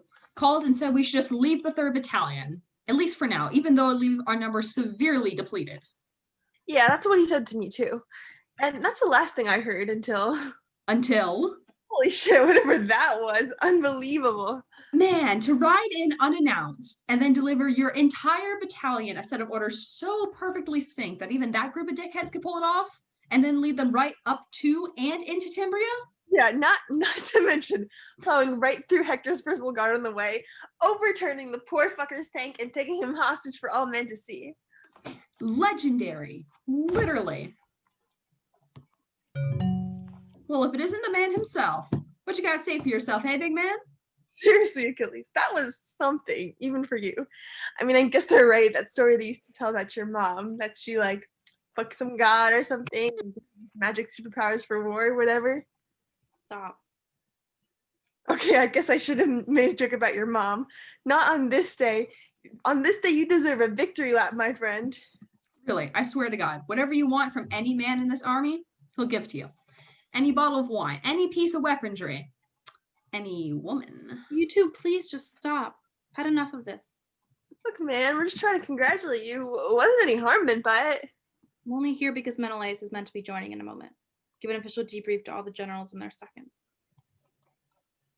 Was it something we said? Gentlemen, how good to see you all here, especially you, Ajax and Agamemnon. How generous of you to share your time with us tonight. Look, we already told you we're sorry. I'm not sorry. The point had to be made. Yeah, we'll consider it made. Yet, despite the incomparable pettiness which you two insisted on holding on to until the end, the fable which we have heard of our good friend Achilles here turns out to be true. What you exhibited today was the single greatest act of battle strategy I have seen in all my years as a soldier. I'm glad you're pleased with how it went today. Is that all, my friend? Do you not have any words you'd like to share with us to commemorate your victory? Or anything we can give you for the great service you've done us today? Nothing. Why so certain? Because I have lost something today that can't be replaced by any reward you could offer me. And that is... Do you really not recall? You're supposed to be our commander, our leader, our champion in a sense, and you really have so little concern for your men, you wouldn't notice his tank overturn in the battlefield and have something to say about it? Or even more obvious, the absence of a face at a call that was supposed to be for all the generals and their seconds. Oh, right, of course. I do remember that Patroclus' tank overturned, which is why he was unable to continue leading the 3rd Battalion towards Timbria. But then everything worked itself out. The 3rd was the strongest I have ever seen them today. Yes, but the man who led them onto the field is now dead. How do you know? I hadn't gotten any official updates on that. I'd assumed that Patroclus was simply delayed or in need of recuperation. Yeah, well, he certainly won't be needing any recuperation anytime soon.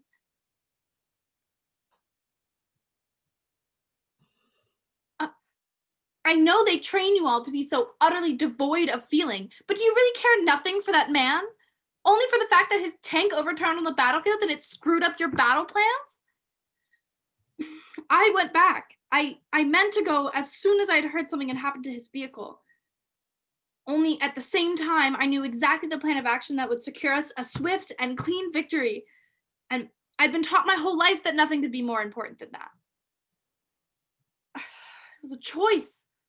I could have gone and seen to Patroclus there and then, or I could have left him there, alone and wretched on the ground. And you know which one I chose. I'm the worst coward in the world.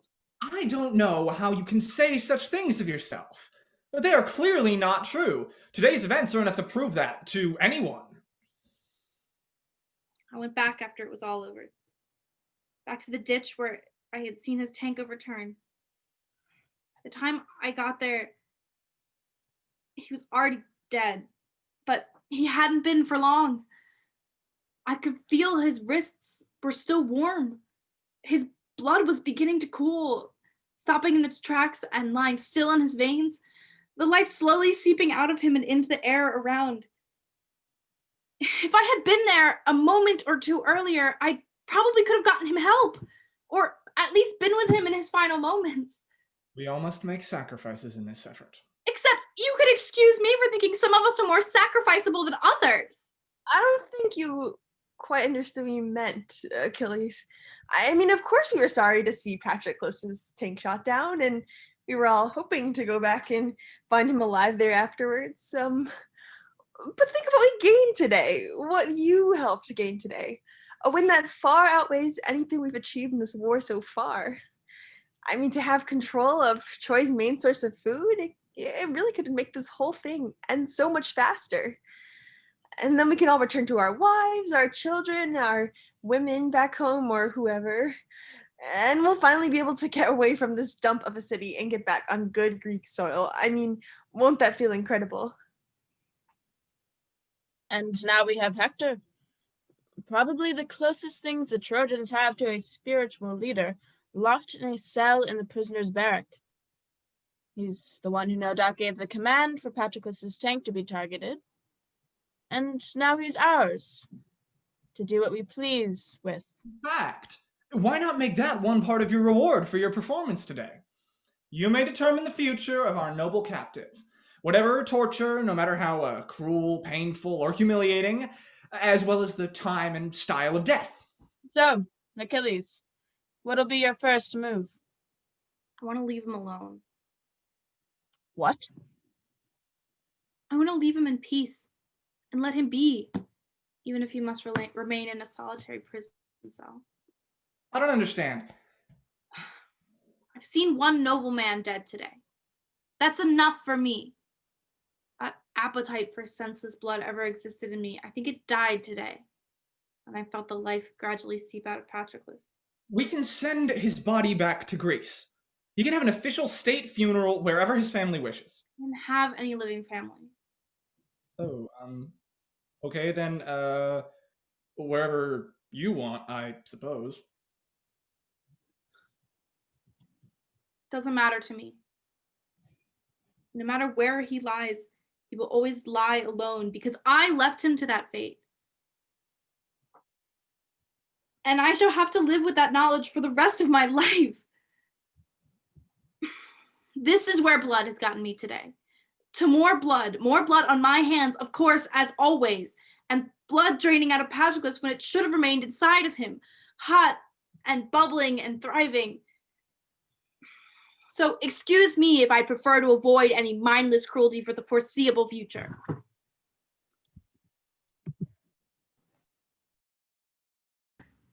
Even these days, even with all of the insane shit that's been going on and the apparent impossibility of halting this downward spiral we're all on, I don't really understand why, but there's still this stupid appeal in making these tapes. Don't get me wrong, a part of me definitely thinks it's wrong to focus so intensely on my own experience when we all know what disaster is occurring right outside these walls. But the thing is, if you're powerless to stop it, I mean, what good does it really do anyone to fixate upon it? At least I have some hope of making my own life better.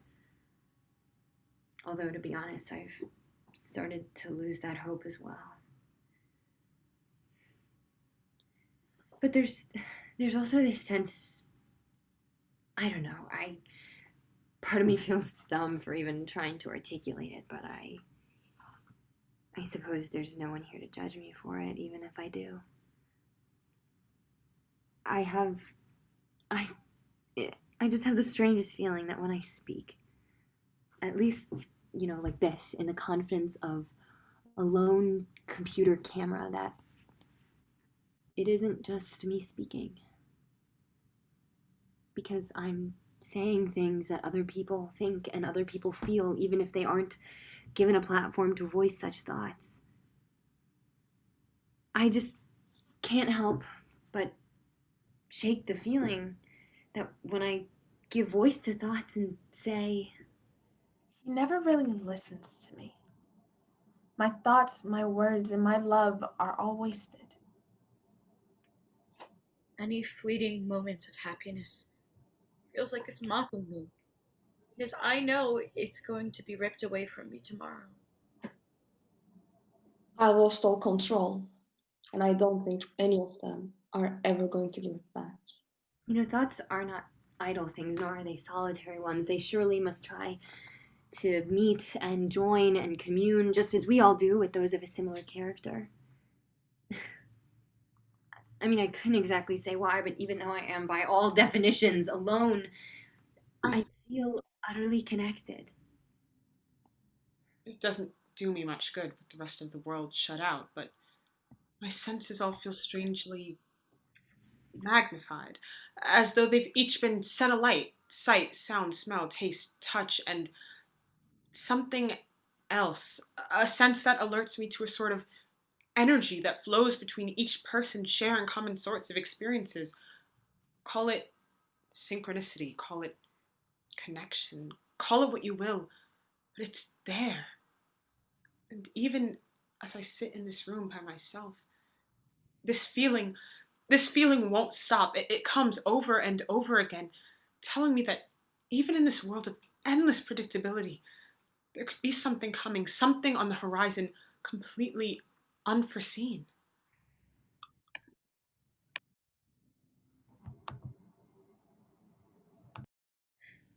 But then it hits a wall, and that feeling is gone. Then comes in fear again, and that fear kills any hope of something beyond. Fear that kills empathy, fear that kills joy, fear that's killing you. One agonizing night at a time. And you can't see any way of stopping it. So abundant is it within these walls.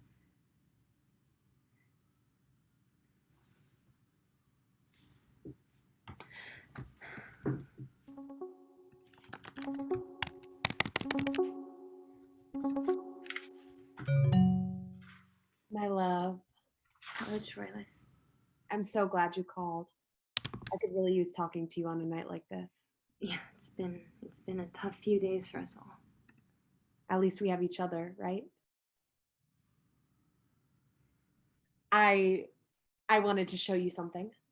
I made you something. I would send it to you, but not much mail getting through safely these days, and I didn't want to take the chance. It's a drawing I made for you about how you make me feel.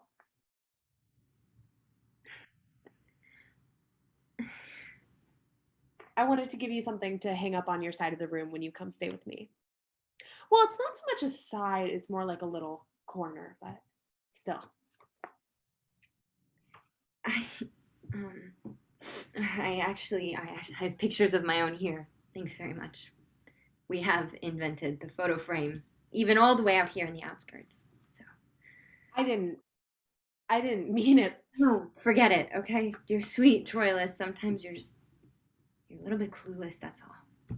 Clueless? I don't think I'm clueless. Yeah, well, you wouldn't, would you? Whatever. Okay, forget it. I don't... Thank you, I guess. you're in a pissy mood. You think? Yeah, I do. And I don't like it. Why can't we just be happy together tonight, like we used to? I need to talk to you about something, Troilus, and I don't think you're gonna like it. Then why talk about it? Because we have to. Because it's a conversation we've been putting off for half a year, but it needs to be had, okay? This doesn't make sense anymore. It hasn't made sense for quite some time. And I don't think I can keep doing it. That's why I called you. To tell you I'm leaving you. Why? Why now? What could possibly have caused this? Could possibly have caused this? Have you not been present for the last 6 months of our relationship? Have you not seen my uncle dictate almost every part of how we are together? Every part of my life? Do you really not know anything about what my life has been like or who I am? Of course I know who you are. We know each other so well. Do we, Troilus? Beyond all the superficial romance talk we always have, the bad parts of me, the complex parts of me that aren't just beautiful or wonderful. You're always beautiful and wonderful. Stop saying that. You think you're being kind and noble when you say that sort of thing, but really, you're just putting such an insane amount of pressure upon me to be something that I'm not, okay, and something that I never will be. I don't understand this. I don't understand you. The things you're saying tonight, I don't recognize you. Why don't we talk tomorrow when you're feeling more yourself? Don't blame me for the fact that you can't have a real conversation with me. Look, I'm not trying to hurt you, okay? Just did it never strike you as odd that my uncle has been on almost every one of our calls since confinement? Surely you've never seen a third person so intimately involved in a dynamic that should just be between us. It hasn't happened with any of the other girls you've been with. I've actually never been with a woman before you. You never told me that. You were never very specific, but you did refer to other girls you had flings with before me. I didn't want you to consider me inexperienced. And besides, I only ever thought Pandrus was helping us get what we wanted. Yeah, maybe he was helping you get what you wanted. But not me. He never cared about me. And I just don't understand how you failed to see that. I just never read that much into it, I guess. Yeah, I guess. Okay, look. I fucked up. I see that now. But I'll do anything, literally anything, I swear to God, to get you back. You want space? You'll have your own room in the Citadel, however large you want. I'll buy you clothes and jewels and a pile of books a mile high. I'll make you a countess, a duchess, a queen, if that's what you want. I'll do whatever it takes, as long as I can have you. That's sweet, Troilus, but I live in the real world, okay? And I have to. And we both know that none of that could ever happen. And even if it did, it would all be based on your opinion of me and therefore fallible should that opinion change. No, even if you say so otherwise now. So, why not go somewhere else? Where at least the terms of the deal will be more upfront. But I love you. And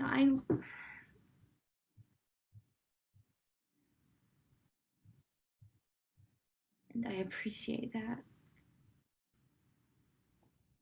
It means something. It really does. Just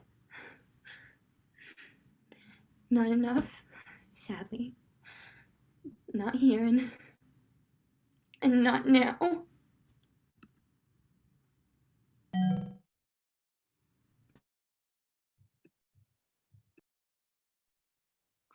I don't understand it. I really can't understand it at all, to be honest. Well, Helen is taken from Menelaus, and there's international upheaval. Ships sail, men die, cities are burned to the ground, and all of this is seen as an apt and a just response. On our side, that is, or at least that's how we have to talk about it. Patroclus is taken from me, and there's nothing. Silence, not a sound, not a murmur. No noise may be made which could suggest what we were together, how we were together. Even when our relationship is dead, it must stay quiet. Not the blink of an eye out of place, just like always. I don't understand why something from the earth doesn't come out and roar out in fury or in anguish. Why a forest doesn't burn or a river doesn't flood or just something. If men cannot cry for him, then at least nature ought to. It would only be just. But no, Agamemnon and Menelaus and the rest of them simply bow their heads in a that's too bad sort of way before moving on to the next thing on the agenda. And I play along with them.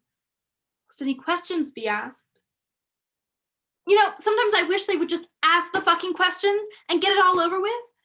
That way at least I could have an excuse to proclaim it aloud, to dignify it all with words and names. Same ones they use to speak of the women they love. Or however it is they actually feel for the women that sit so patiently for them at home. I would. Except I don't think I deserve it at this point. I'm not worthy of feeling that freedom, that joy, that long-awaited end to all this silence and whispering. I waited too long until he could no longer be here to feel that joy with me. I'm too disgusted by myself to ever sample it again. That all sounds fine. Forgive me though for questioning why you chose to tell me all this. Well, you're the only person who knows about us. Or knew about us, I guess. You're the only one I can trust with all this. So you want trust? Someone who won't tell. Give this little speech of yours to your recording camera, then store away the tape. There's no reason you need to use my brain as a hard drive. What? No, I'm not. Why would you say something like that to me? Can't you see how miserable I am right now? How alone? I could use a bit of, I don't know, empathy. Like how you were in the old days. Don't speak to me about the old days. You know I wish more than anyone that we could go back to them. But we can't. Not ever again. And that's your own fault. You fucked up and lost me to that bastard Agamemnon. You were the only person I ever had. And then I didn't even have you. And now you have the nerve to complain to me about feeling alone. I had enough of this. I'm leaving. What? No, don't go.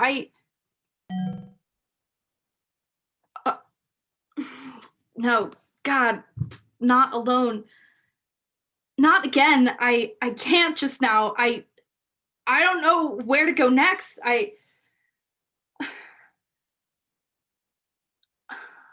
I'm scared.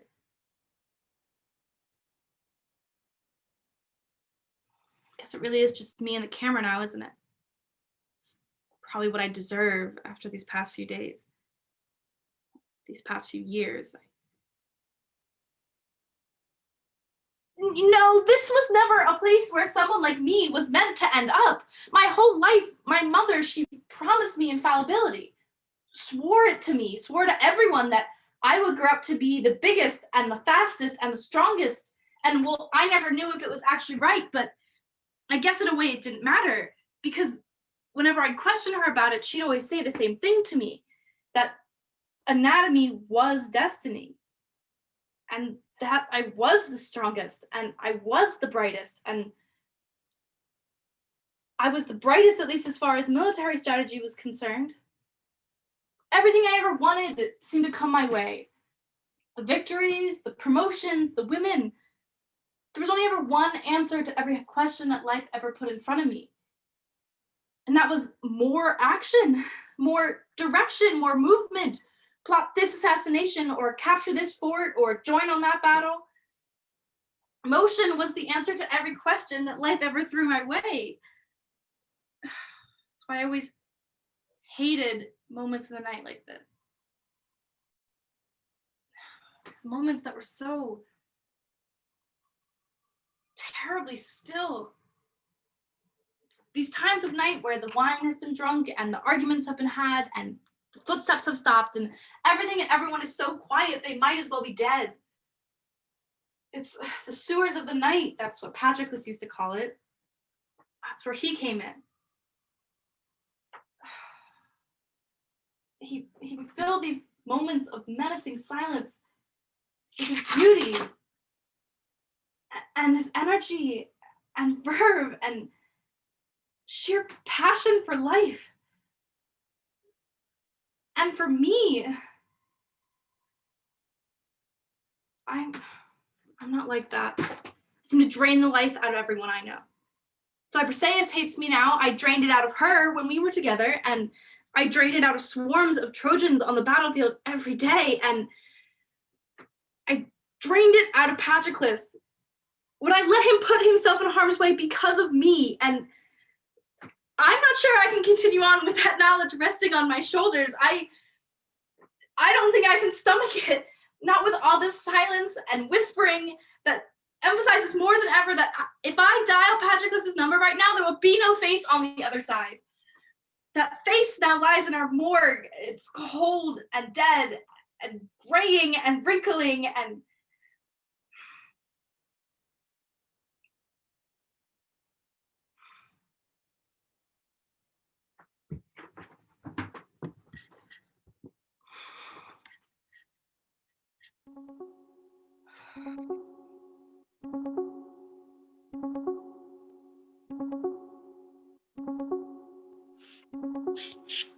What the hell is wrong with you? Besides, I mean, everything else you've shown us is wrong with you in the past few days. It is 4 a.m. Even by military hours, this is ridiculous. spare me the indignance. I'm calling with something that can't wait. A piece of information you'll want to know. You would normally have the power within your hands to decide when Hector dies. Yes. But you offered me that decision as a reward for my performance today. Yes. If we keep Hector alive for a few more weeks, there's more we stand to gain in concessions from Greece. It would cause less political trouble for you at home. Fewer noblemen holding grudges against you for dragging on a dispute for 10 years when a lot of them think it could have ended a long time ago. Look, all this is true. I'm not quite sure why you're waking me up at 4 a.m. to recount all this to me. Because I know you want to kill Hector now. You feel your control slipping on your generals. There's impatience breeding up and down the ranks. You want this to be over. You want Helen back in your control. Well, I wouldn't quite phrase it like that. I don't care how you would phrase it. I don't have time for niceties anymore. I have to cut to the chase. You want to kill Hector now, but you said the decision ultimately lies with me. I'm in.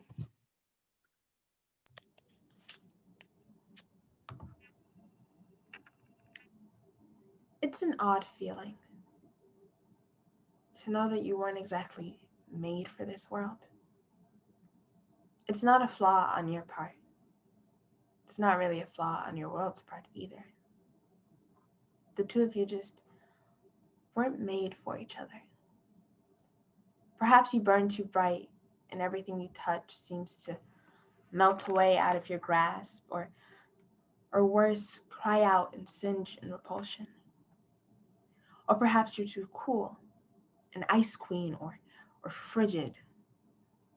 You're perceived as too cold, too withdrawn, too contained within yourself. I seem to have the misfortune of being labeled as both. When I speak, I'm accused of being impatient and adamant. When I say silent, I'm detached or distant. In my own little world, as Hector used to say. If only. I bet my own little world would be a lot better than the one I live in now. So what am I to do? What am I to think? Like I said, I suppose the natural conclusion is just, I was meant for a place other than here, where my passion is cherished and my coolness respected, but where is that place? How shall I get there? And how long shall I have to wait for it? Is it enough to keep me going, so completely alone as I am? Only the vague knowledge that there might be some place better for me someday as my sole consolation? Can I wait it out on that? Simply try and prepare as best as I can for that next world, and try not to give in to the utter despair which I feel dragging down in my chest at all moments of the day. To be strong, to be resolute, with nothing left to remind you what this is for. Nothing tangible, that is, nothing present, nothing immediate here. I'm just the crazy girl crying alone in her room every night, out of sight, out of mind, and preferred by all to stay that way.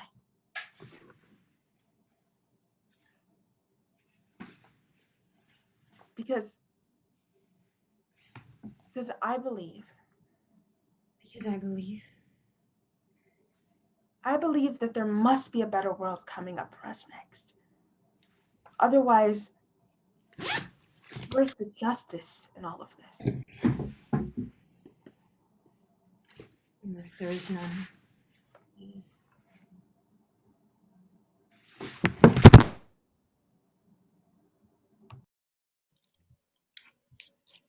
How is it looking out at the front? Honestly, same as before. Abysmal. Jesus Christ. I'm sorry, I wish I could offer something better. It's fine. It's not your fault. I wish there was something I could do to help. You've done a lot. We both have.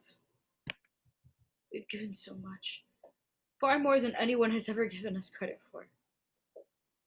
Got a lot of good it's gotten us. But we don't do it for our personal good. We've always known that. We know that this is what it takes to keep safe the ideals, beliefs, and people that we hold dear. At least that's what you always told me. Yes, I know. Only forgive me if I'm struggling to believe it at all at a moment like this. I do.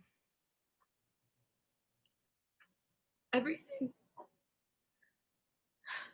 is so very fragile, you know?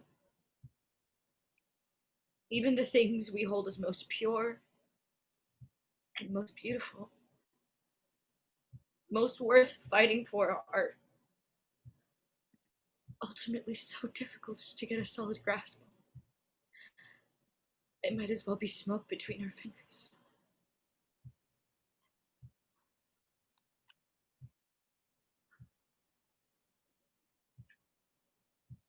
At least we can finally give up now. It's all over.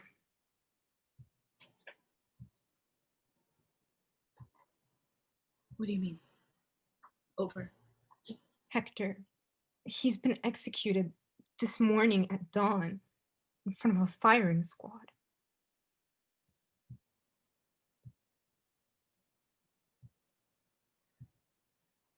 Wait, that means there's not much time left until...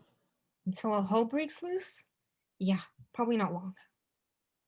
The legions guarding this city begin surrendering one by one once the word starts to spread that Hector is gone. The 2nd and the 5th already have. The Greeks have closed in beyond the outskirts and are heading towards here as we speak. Also not long until they're at our internet towers. Probably within the next couple hours. And then our video call servers will most definitely be compromised. If not cut off altogether. I need to then Oh, God's in heaven. There's so little time. You need to call her. Yes, I think that I do. Do you think she'll know it may be the last time? Her last partner mistook her for a fool. I should think that you wouldn't make the same mistake. Goodbye, Intendant. Thanks for putting up with all the bullshit alongside me. Could never have done it with anyone else. My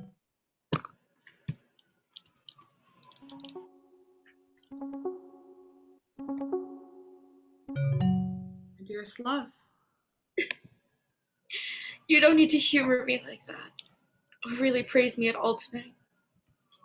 We have no time now for prettily minced words, as lovely as they may be to hear. You're wrong, my dear. That is all we have time for. All that there should ever be time for, but all this ugliness gets in the way. I'm aware that we may get cut off mid-conversation tonight. I'm aware that our conversation is perhaps already being watched by prying eyes. If so, I feel no shame. I only hope that they stand to learn something from seeing what it is for two souls to genuinely come together, even if for the final time. God, please don't. I don't know if I can take it. You can take it. You feel it, after all.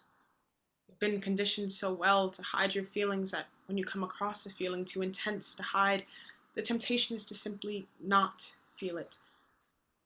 To which I tell you, my love, you already feel it. So why not let people know it? Why not let me know it? I do. I wish... I want you to know, even if you already know. Pretend that I don't. Pretend, because whether I know it or not, I just need to hear you say it one more time.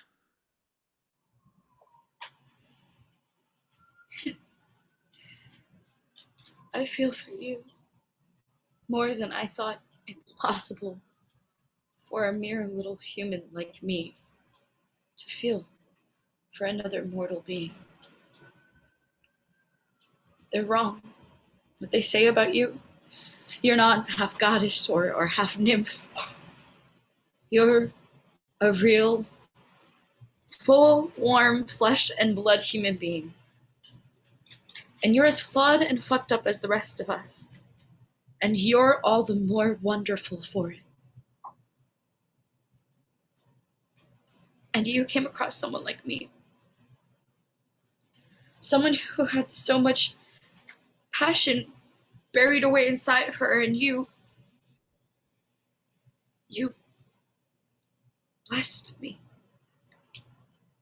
with the chance to bring it all out and lay it all upon you in all its messy truth.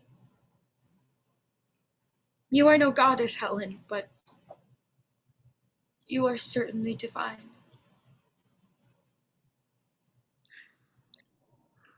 That's good. I'll try to remember that for when the days grow cold in Greece, and I can no longer roam the gardens freely to avoid him. To lie again in that cold, dead bed and cling on to some ember of warmth that surfaces in my mind. Stop! This tortures me. It tortures me more. Doesn't mean that it's not true. Just answer me one thing. If you could do it all again, would you? I will not do either you or I the injustice of giving that a response. You know it full well already. And I wasn't mincing words at the start of this call. What did you say at the start of this call? I called you my dearest love, and you tried to rebuff me. But what I was saying there was also the truth. I've had many loves. I'm sure that I shall have many loves again. Is this supposed to make me feel better? I love the birds. I love the trees. I love cloudless days and clear waters and the blush of the sky at sundown. I loved my mother when she held me in her arms as an infant. I'm sure that if I ever go on to have children, I shall love them no matter what sort of relationship they are born from. Their children shall be beloved by me in my old age. But even through all of that, no matter how beautiful my life shall ever appear on a superficial level, what I'm telling you is that you shall always be my dearest love. Human beings were made for love, so I know that I shall be made to feel some flicker of the feeling again at some point. But I'm telling you, it shall all be a pale imitation compared to what I feel for you, even now, even through the screen. Oh, if we only had the time to... No. Helen? Helen? We'll find another way to speak. We'll... No, my Paris, we won't. There will be no other way. Memories only. Good night, dearest.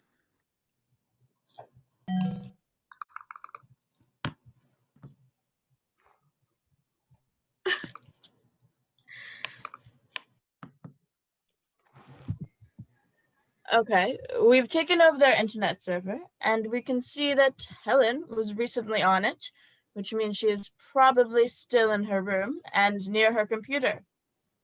And we have the capability now to completely overrun any Trojan computer that we want. So we don't even have to call her. We can just force her screen to open up on the call, and she can't exactly be leaving her rooms anytime soon.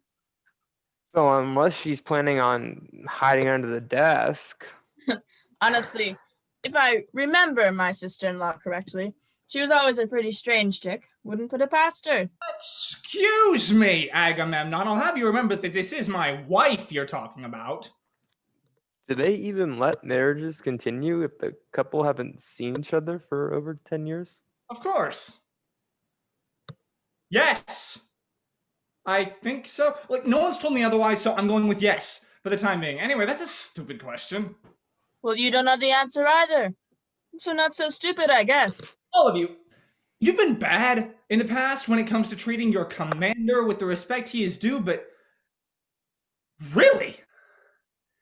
After everything I have done for you, and you dare speak in such a way about the crown jewel of our empire, the rich pearl that has been worth all we have suffered to seek it out?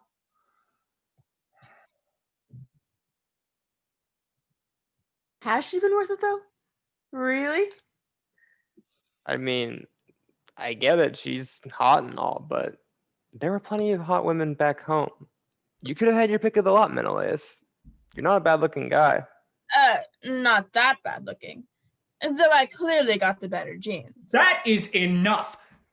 I have had it with you all. As soon as we get back to Greece, I am hiring myself some new generals. Oh, wait. Once we get back to Greece, aren't the wars going to be over? I thought the whole point of these wars was to get Helen back to you, and well, pretty soon she's going to be back. I mean, that was part of the reason. Yeah, you guys know the drill. Yes, Helen provided a good, additional rationale. But there were other things along the Troad that made it valuable. And Troy was the richest of all this. Oh, shut up. I don't need to explain all this to you. I'm firing you all soon anyways. It's me fine. Had enough of this shit for a lifetime. Actually, make that several lifetimes. But first, there is something I'd like you all to see. Someone's words I'd like you to hear. Straight from the horse's mouth, as it were. Nestor! What? Oh, yeah.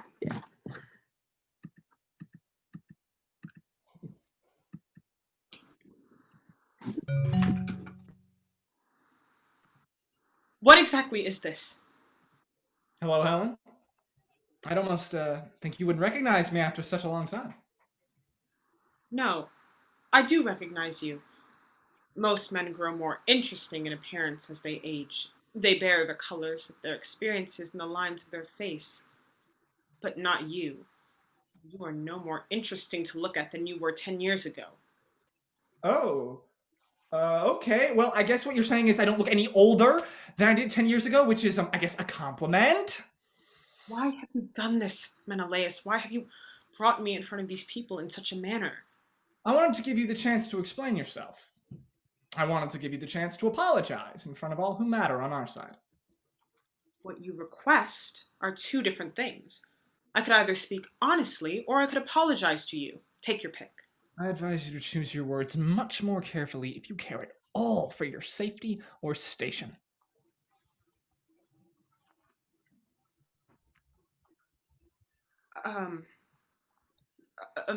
Yes. My good Greek friends. We are gathered here today for me to say how very wrong I was to leave our good Spartan king, the noble Menelaus.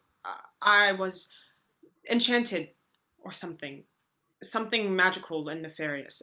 Anyways, the point being, I've now seen the error of my ways and am sworn to atone for all the wrong I've done. Happy with that? Happy enough? We can move on.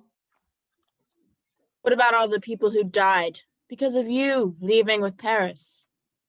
I believe you'll find that most of the people actually died because you all decided to follow me when I left with Paris. If you just left the two of us alone, not a drop of blood need have been shed. Okay, well, that's enough of this little reunion for now. Ajax, Agamemnon, Nestor, Diomedes, Patroclus...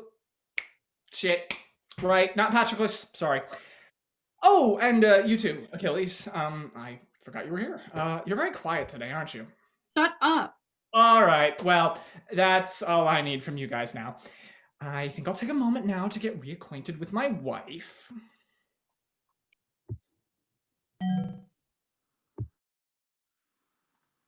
So. This is, not at all what I thought it would be like. Really? What did you think it would be like? I thought it would be, I don't know, tender? No. That's not the right word. Too much has happened between us for us to get there. Yet. Emotional? Meaningful? I don't know. I just expected to feel something different than whatever this is, I suppose. And what would you call this exactly? I'm curious. I don't know. I couldn't really put a name to this feeling. It's more the absence of a feeling than anything. Like this blank void between us. One that I would assume would be filled with so many words and thoughts and vows, and not necessarily positive, but at least intense in one direction or the other. And instead, there's just this sort of hollowness. I don't understand it. I don't like it. Why would you think that? Think what? Think that I'd have all these thoughts I wanted to share with you, all these feelings I'd want to express to you. There hasn't been a day that's gone by when I haven't thought of you. There have been plenty of days that went past when I didn't think of you. Almost every one in the past few years. Oh, okay. You really have an awful lot of fucking nerve, you know that, right? What do you mean? Having the guts to get me onto a call with you and all of your knuckle-headed friends, force out an apology from me when the choice basically came down to you or an improvised suicide attempt with a ballpoint pen. Oh, God. Don't worry. I won't. You're not worth getting that upset over. You're not a monster. You're just a non-event in my mind. You were never actively awful to me in our time together, which I suppose I ought to thank you for. But really, that is such a pitiable standard for male decency? I don't know if I even owe you that. You just weren't a person to me, not in any real, tangible sense of the word. Sure, you were a factor in my life, without a doubt the defining one. Constant, nagging presence hanging over my shoulder like a mosquito that just wouldn't quit. The weight of your expectations for me, what role you wanted me to play for you, was always with me. Even when you were nowhere to be seen, which was most of the time. You tended to leave me alone a lot, especially after the first year or so. I suppose that seemed to be about when the novelty of having the most beautiful woman in the known world all alone in your room with you just dissipated. And then you were only interested in me in terms of what effect I could have in front of other people. How I could glorify your name, appearing gilded and silent at your side like some gold-plated trinket you'd nicked on one of your conquests. And I suppose things were so very different with Paris. Is that it? Yes, that's exactly it. The first thing you seem to have gotten the gist of all night. Why do you think you can speak to me like this? Like what? So brash and unrefined. It doesn't suit you well. I'm being honest with you. I know it must come as a shock. It's not something you'd recognize from our previous time spent together. Why do you think I should go back with you? It's preferable to suicide. Debatable. Give me a better reason. I'm your husband. Another terrible reason. You're not very good at this, you know. Stop this! I will not take this! Not from them and not from you. My God! Why will no one afford me the respect I am entitled to anymore? Has everyone forgotten who I am? No. Maybe everyone just finally figured out exactly who you are. A relatively scared, fairly insecure, fundamentally mediocre little man who compensates for the emptiness and self-loathing he feels by making great displays of pomp and authority to other people. You bluster all you like and threaten me with whatever you want. Any threat you could make could not hurt me more than the wounds I've already suffered. Cannot make any of the words I've just said to you any less true.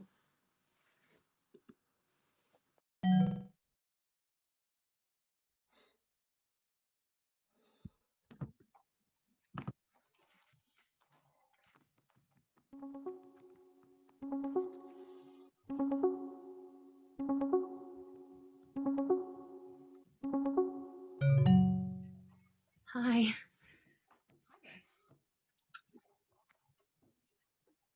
Hello? Hi there.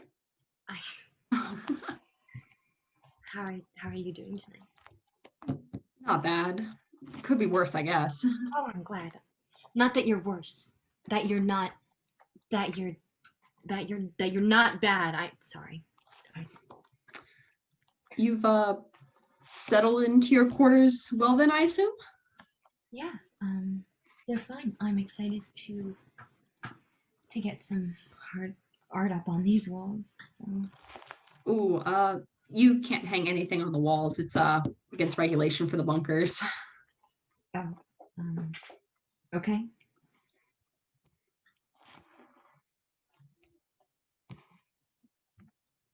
So, when can I be expecting a visit from my dashing Greek colonel? Well, I have mandatory training tonight and a dinner with my regiment tomorrow. So, Saturday, I guess. Okay. Yeah, Saturday. Sounds lovely. Maybe we can get dinner and then go for a walk? We can't have dinner together. Why not? It goes against regulations. Officers must eat our meals in our mess halls, and you all must eat in yours. And who exactly is you all? All you women, of course. Okay. Well, maybe I can meet you after dinner then. And we can take a walk and you can show me around the place. Yeah, we can't do that either. Let me guess, it's against regulations. You can't be out at night. I mean, I can, but you can't. All right. So you'll just come pay me a visit here on Saturday night, I guess? Yeah, of course. Unless you're, Sorry, what? You know, I'm afraid I don't. on your... Oh my God. Are you trying to ask me about my period? Yeah, that. But that comes around like every month on the full moon, right? And I'm pretty sure I saw a full moon in the sky a couple nights ago. So, we're good, right? Dear God. So what? I'm meant to pace around this empty room with nowhere to go and no one to see until you decide to do me the honor of paying me some attention? Look, Cressida, I'm getting kind of sick of this now. You call me up and then right away start nagging me with all these questions. No, you called me. Give me a moment.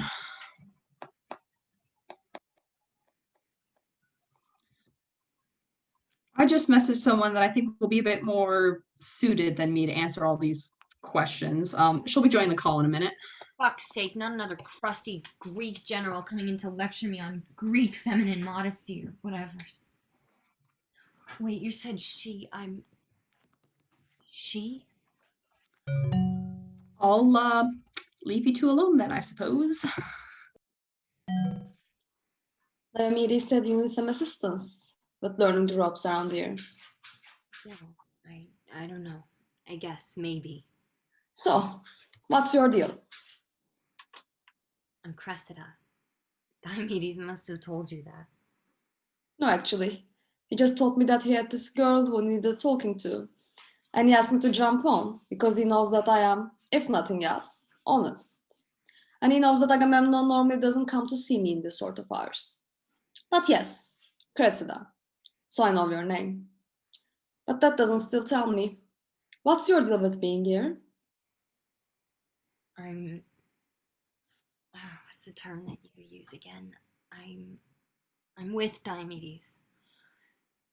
And I'm sorry, but who exactly are you? Briseis. Are you a Trojan? No, I'm from the Dardanians, further up along the Troad coastline. One of the city-states that the Greeks first conquered years ago. Gave them a thirst for rubbing their footprints into lands which don't belong to them, I guess.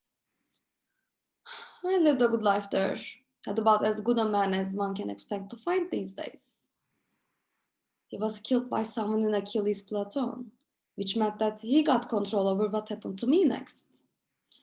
Ripped me right out of my homeland and made me into something of a traveling circus freak, touring around with this absurd spectacle that they call the Greek army.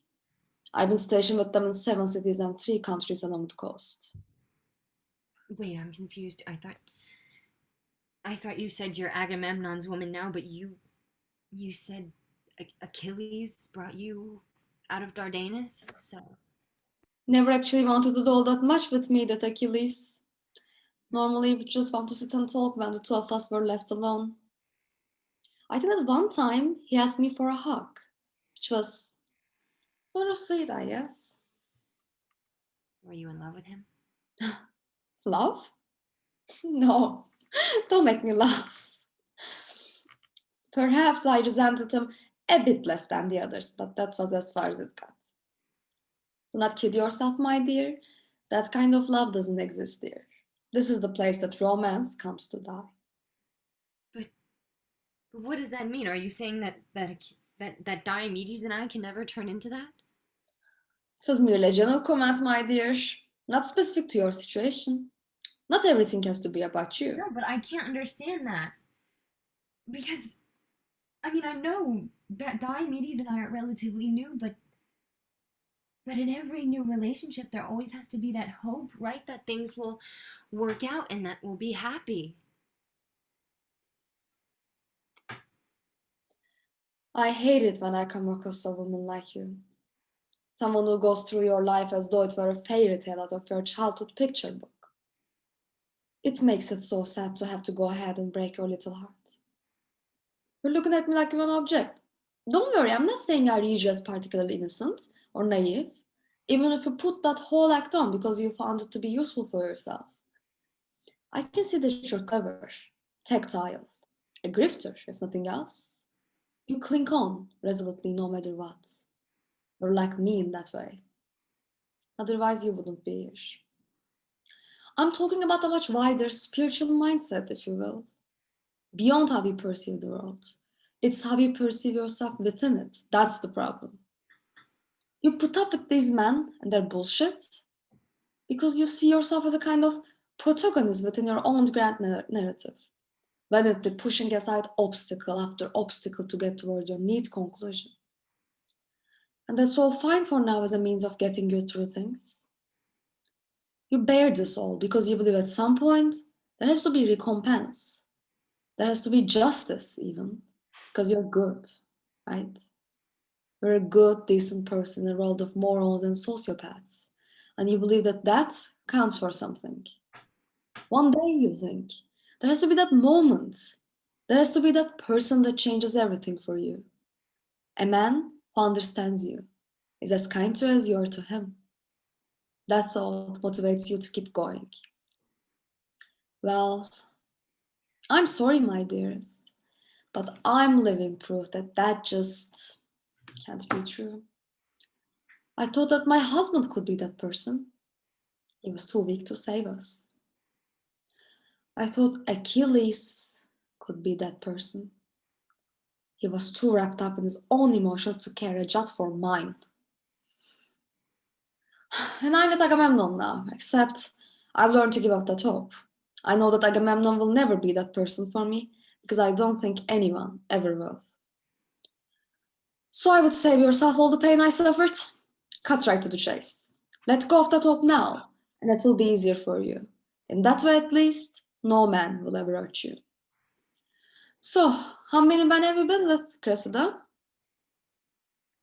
Only one. Before Diomedes. And did that man break your heart? Yes. I don't think he meant to, but he did. Diomedes will as well. Only this time, you can see it coming. Take my warning, and you'll be better off than I was. You'll only have had to suffer one heartbreak. Well, this has been fun, my dear, but I've said my piece. Now, at least when all of this takes place, you can never claim that nobody thought to warn you.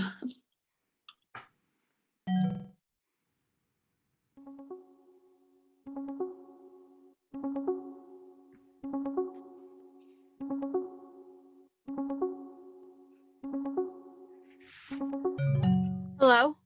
Hello, Cressida, are you there? Pandarus? I'm afraid so, my dear. Why are you calling me? A desperate man will do desperate things. I have nothing to say to you. How dare Look, you I'm not choose here to to speak argue. to me? Look, I'm not here to argue with you. That's difficult to believe. I only have a moment or so. They're sending me away. What? What do you mean?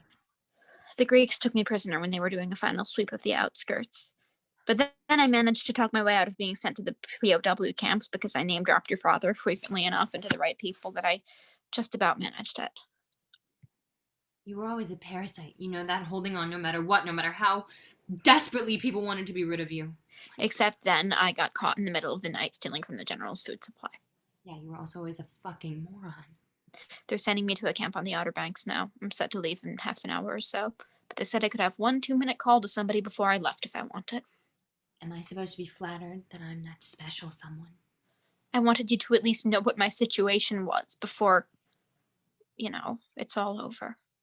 Nobody ever comes back from those camps, not really. Okay, I hate to break it to you, Uncle Dearest, but I really don't care all that much. I just had to say this to you before I go. Save your breath. Okay? Whatever you have to say, I don't prize it a bit. Look, I know that you loathe me. I know you think I'm disgusting. Yeah, no kidding. And that I've only ever acted in my own self-interest. Your powers of observation truly astound me.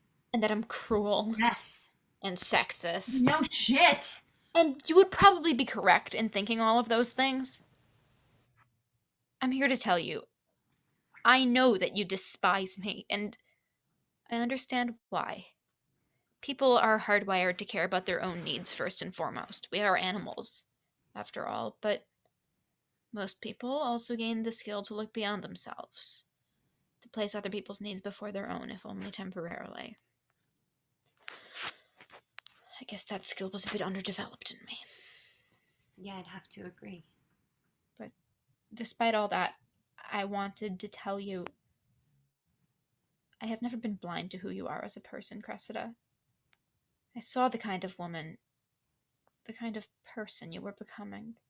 I saw that you had something special in you, something worth preserving. I just didn't care much. Good to know. I want you to know, even if you don't believe me, I know who you are. I know you are at heart far more intelligent than the men who patronize you, more individualistic than the archetype they would have you be. They're going to try and kill all of that in you. You're strong enough to resist my attempts to do so, but I don't know if you'll be strong enough to resist it from them. Is this supposed to make me feel better? No. Then what is this call for? If you're trying to apologize, you're doing a terrible job. I don't think that's why either. I guess what I'm trying to say is I'm sorry things had to turn out this way. Yeah, well, maybe they didn't. What? Have to turn out this way. Perhaps you're right. Honestly, my child, I don't know. I really don't fucking know. They're taking me away soon. I'm going to have to leave. I never thought I'd be sorry to see you go. Who'd have ever thought it, huh? They're coming to take this phone away. Goodbye, Cressida. It's sure been something. Goodbye.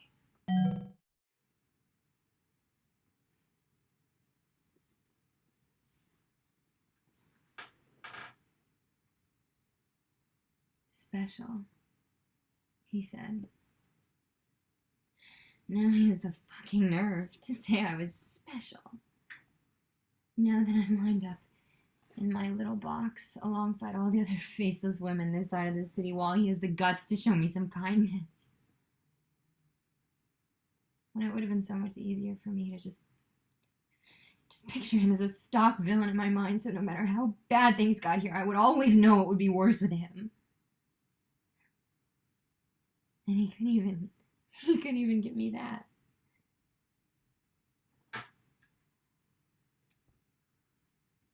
Fucking bastard! Please. No.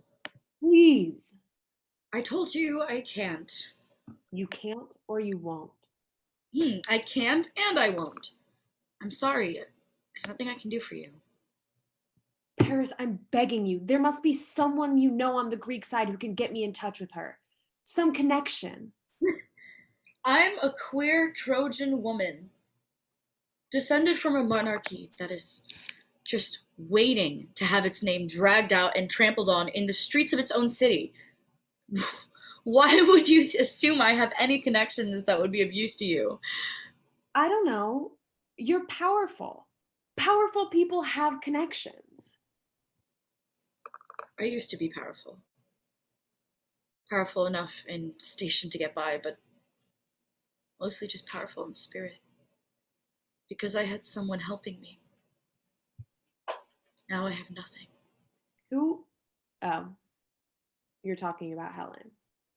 Yeah, no shit. Oh, that's a great idea. You should call Helen. You're an idiot. You think if I were contemplating calling Helen, the reason would be because you wanted me to? Yeah, I just said that. You're unbelievable. What? I'm sorry if I'm reading too much into things, Paris, but it's starting to seem like you have a little bit of a problem with me. Although I can't think of why. Really? You can't? Not at all. I don't know, maybe you're tired? Tired? Tired? Tired doesn't even cut it. I'm a kind of tired you cannot hope to understand. I don't really think that you can ever understand. I've had to put up with so much shit for 10 years. And the one person who made it all worth it is gone. The one person who made everything feel so joyful and easy. She was so fucking beautiful. Yeah, well, no shit. Everyone knows that about her. She's literally famous for it. Except I don't mean it the way that other people do. The beauty I find in her is, it was never in her hands, face, legs, lips, or throat. It was in her unending capacity for empathy. She felt for everyone. She felt their pain. She felt it as her own, to the greatest extent I've seen it in another person. Barely speaking of herself, only taking in your sorrows, processing them as though they were her own, and radiating back the most limitless, undying love I have ever seen from a person. That's what I saw in her that night we first met each other, more than anything else. That's what I mean when I speak of Helen's unmatchable beauty. Nothing obvious about it. Are you sure you couldn't just call her and see if she knows where Cress is? You're unbelievable. What? I'm grieving too for someone I've lost. I'm going through exactly the same thing as you. Are you? Are you really? Think about it, Troilus. Okay, I'm thinking about it. I don't see what you mean. Looking back at your time together, you didn't exactly treat her with the most respect, did you? I disagree. As expected. I don't see what I did that was so wrong. I always said nice things to her. Called her my dearest darling every time I saw her and all that stuff. Complimented her hair. Women like that stuff. That's not being loving. That's being nice. Loving doesn't mean you always have to be sweet. If anything, sweetness often poisons real, true, genuine emotion because it's all artifice. Well, it doesn't matter because she left me. If anyone's been cruel and faithless, I would say it's her. And who exactly do you think is to blame for her deciding to leave you?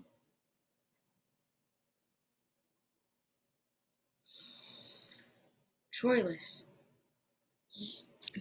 you didn't even ask her before you decided to uproot her entire life and have her come live with you. All right, so a mild oversight on my part. I apologize to you. What more could you want from me? Did you ever apologize to her? Did you ever even think to? And you claimed to love her. And then you laid claim to her as a person because of that. You thought that your feelings gave you the justification to do whatever you wanted. Because there was no one beyond her to really protest, was there? And we've already established you didn't care much about what she thought. Does that count as love? If you give it that word and there's no one there to speak against that, does claiming to love something or someone give you the right to try and contain it? And then you have the nerve to try and equate that with Helen and me. Two people who got closer to a truly mutual love than I ever thought was really possible. Two people who, at least for a time, managed to cut through all the bullshit. Because there was something there. Something undeniable. Something palpable. And yes, something always equal. Because love is not love without that, Troilus.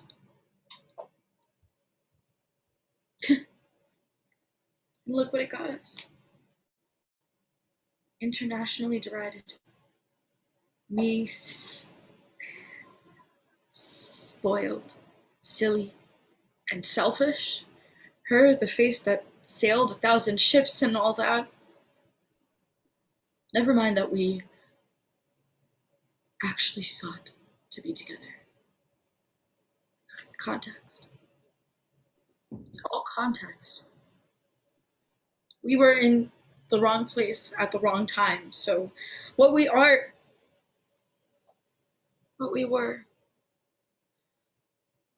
will never be remembered by anyone writing this all down. Especially because they'll all be Greeks anyways. They will dismiss us both as faithless women. She as a woman faithless to her husband, me faithless to my duty. Just as you so eagerly dismiss your Cressida in the same way. I'm sorry, but if we are the ones without faith, the ones not apparently entitled to dignify our loves by calling them such, who exactly is entitled to all of this? Who has the power to say what is love and what is foolishness? It seems it's always inevitably the people who do the most harm, wreak the most havoc, shed the most blood. And then they're the ones who get to justify all of this by then saying at the end of the day that it was all done for love's sake.